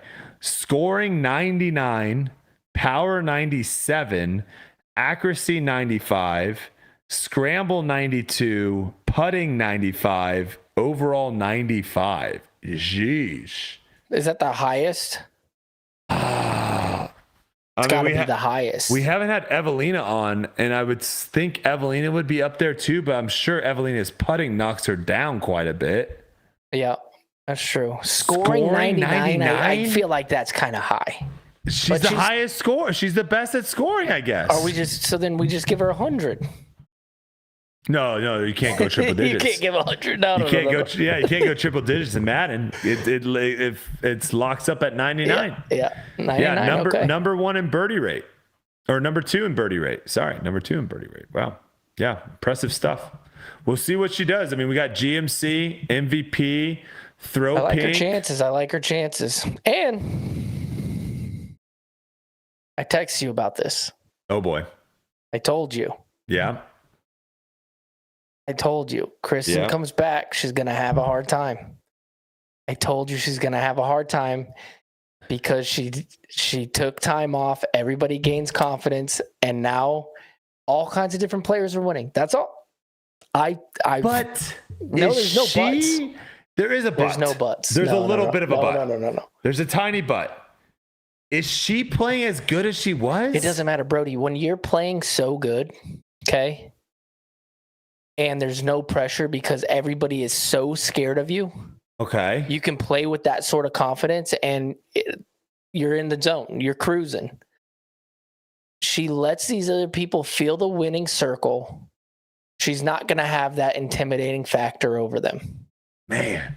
And I think, I mean, I don't have to think. I'm watching it. No, I'm seeing it too. With my own eyes. Do you think Holyn gives a rip about Kristen being on the card with her? No. Zero. She could care less. Yeah. Missy probably doesn't care anymore. They don't care. They don't care because they're winning. They're winning now. They don't care anymore. Got the confidence, so. They don't care anymore. The invite is still open for Kristen. I would love to talk to her. We talk a little bit. You guys will hear this a little bit on debate night coming up. When you actually look at her season, Yuli, it's not bad. No. Right? She has a fantastic season. 4 wins. She hasn't finished outside the top 8. But what I'm looking at is last year. You got to compare them. Last year, she never went more than 2 weeks without a win. There was only two times that she didn't win, and then the next tournament didn't win. That only happened twice. She either won and won the next weekend, or she won, didn't win, and then won the next weekend. Yeah. This year, there's been a stretch where she didn't win 3 tournaments in a row, and now she's on a stretch where she hasn't won 4 tournaments in a row. You have to compare because it wasn't like Krista Tatar. It's not like Paul Macbeth, where Paul has been at the highest peak and he's like kind of trying to hold on, right? And we can kind of see him trying to hold on to the greatness that he has. Like Kristen felt like she was climbing. Well, there was conversations of us being like, no, she's the best player ever that there has ever been. Yeah, it felt like last year she was climbing. And so you don't expect this year to be like a fall off period. And it has. And it's hard to say it's a fall-off period because of the perspective, even though she wins the next 3 tournaments, all of a sudden she's player of the year. You know what I mean? No, I agree, but that's how good she really is. No, I agree. She's not having a great season, but she still could be player of the year. Not having a great season for her standards. Yes, I know. And the standards that we hold her to. And yeah, I mean, we had Holyn on. I get it, but it's like we didn't really talk about like how the heck did Kristen not win Worlds? Yeah. How do you not beat someone that can't putt with inside of 20 feet? And that's crazy. And the crazy thing is, if it wasn't for the craziest blow up ever at the European Open, she wouldn't win that. All the majors. Yeah, she wouldn't have won that one if Evelina just like didn't play terrible. Yeah. No, because she has 2 majors, right? Evelina? Yeah. Yeah, she won European Open and Worlds, yeah. No, Evelina won the PDGA. Oh, no, sorry. She would have won European Open and Worlds. How many majors throw pink is not a major, which is like you said, kind of crazy. They played US women's, and that was won by Missy. Missy won US women's. I think you're right on that. Yeah. They have 5 majors now, don't they? Or no? They have 4 and then throw pink? Yeah, I think so. It's so hard. It's so hard to keep up when like every year they change the name of these things and whatnot. Yeah, Evelina won Champions Cup and European Open. And then Missy won wait, Evelina has 3 then. Did she win the US Championship? No. She won Champions Cup. I keep saying European Open. She won Champions Cup and Worlds. Kristen won European Open. Missy won US women's. Yep. Whew, okay, there we go. We got there. Silas, did we miss anything though? Chat, did we miss anything? Any topics of conversation that we missed? My Twitter's still hacked, Yuli. I don't know, man. Make a new one. You got to start over. It's over, dude. Give up the dream. It's just I can't talk to a human. I keep going through like this automated thing. There's no way to talk to a human via Twitter. I can't do it. And so they just keep I fill out the whole form to say like, hey, my Twitter's been hacked. And then they just send me back stuff saying we can't verify you. And I'm like, jit, it's the same accounts on Instagram, YouTube. I'm like, I also pay for the verification thing so I can edit my tweets because I made so many tweets with like spelling mistakes. So I pay the money for that. And it's like, that's crazy that you pay for it and they're not letting you do it. I don't know how to cancel my payment. I guess I'm still paying for it, and I can't. Somebody else. I can't. Your stuff. Sorry, X, not Twitter. I'm sorry, Richard. X. But yeah, I don't know what to do at this point. I mean, Here's the thing, Ely. I'm not really on my like social media grind anymore. You know, like if you look at my social media, I kind of just like post stuff that I want to post. I'm not posting stuff to try to get new followers and stuff like that. So it's like, I might just not be on X. But that was your fave. Yeah, because I love talking to people about it. I love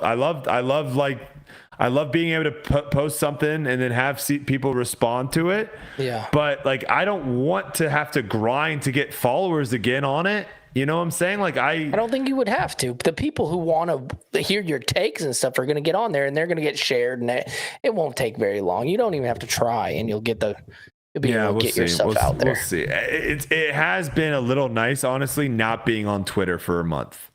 I will say that. Yeah. I don't know. It's kind of nice. Or X, sorry. A little social media cleanse. Yeah. Or I think that's what it is, right? Social media Richard cleanse. said, the man of the people grind. Yeah, it's, back in the day, there were goals, hitting 1 million subscribers, hitting 1 million followers on Instagram. Like there was goals. And now it's like, I'm really just in a good spot of where it's like, I just like, this podcast, if this podcast gets 100,000 views or gets 10,000 views. Are we trying to get 1 million? Sounds like those are your, on what? This podcast? Goals. Yeah. We're getting 1 million? I don't know. I'm saying I don't have goals on this podcast. Yeah. I like coming on here. I like trying to put on the best show possible. If we get 50,000 people to watch it, great. If we get 20,000 people to watch it, that's fine too. Like, as long as me and you are having a good time, like that's all I really care about. I care about the conversation, and I'm sure there's certain things we could be doing to get more followers. But I don't know. That it just doesn't interest me. You're looking at the wrong guy who tries to grind on that stuff. Yeah, I'm just like, I did it for so long. Like back with Vine, you would post, and then you would reach out to people and say, hey, I just posted, repost mine, and I'll repost yours when you post. And you're constantly grinding and messaging people and doing all this stuff. Now it's like, man, like I like making good content. Yeah. And if people find it, they'll come, they'll stay, and that's it, Yeah, I like making like Instagram reels and then seeing if it hits the algorithm. It's like a gamble. You know what I mean? That's what I like about it. I like making a reel and being like, all right, I want to see because some of them I'm like, oh, this one's sick. And then it's like 13,000 views. And then random ones are like, oh, you got 1.5 million views. I'm like, wow, that's fun to me, is like seeing where the algorithm is and how randomly it's like hitting the lottery. Yeah. Kelsey's like got something going on TikTok now with she's been posting like a lot of vlogs and stuff based off of her cheerleading with the Raiders.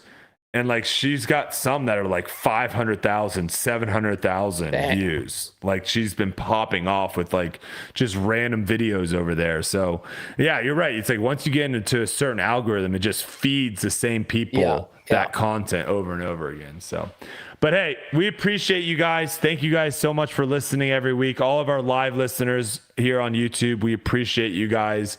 We appreciate everyone that's listening on Apple or Spotify after the fact. We appreciate all you guys as well. Silas, you got anything else for the people?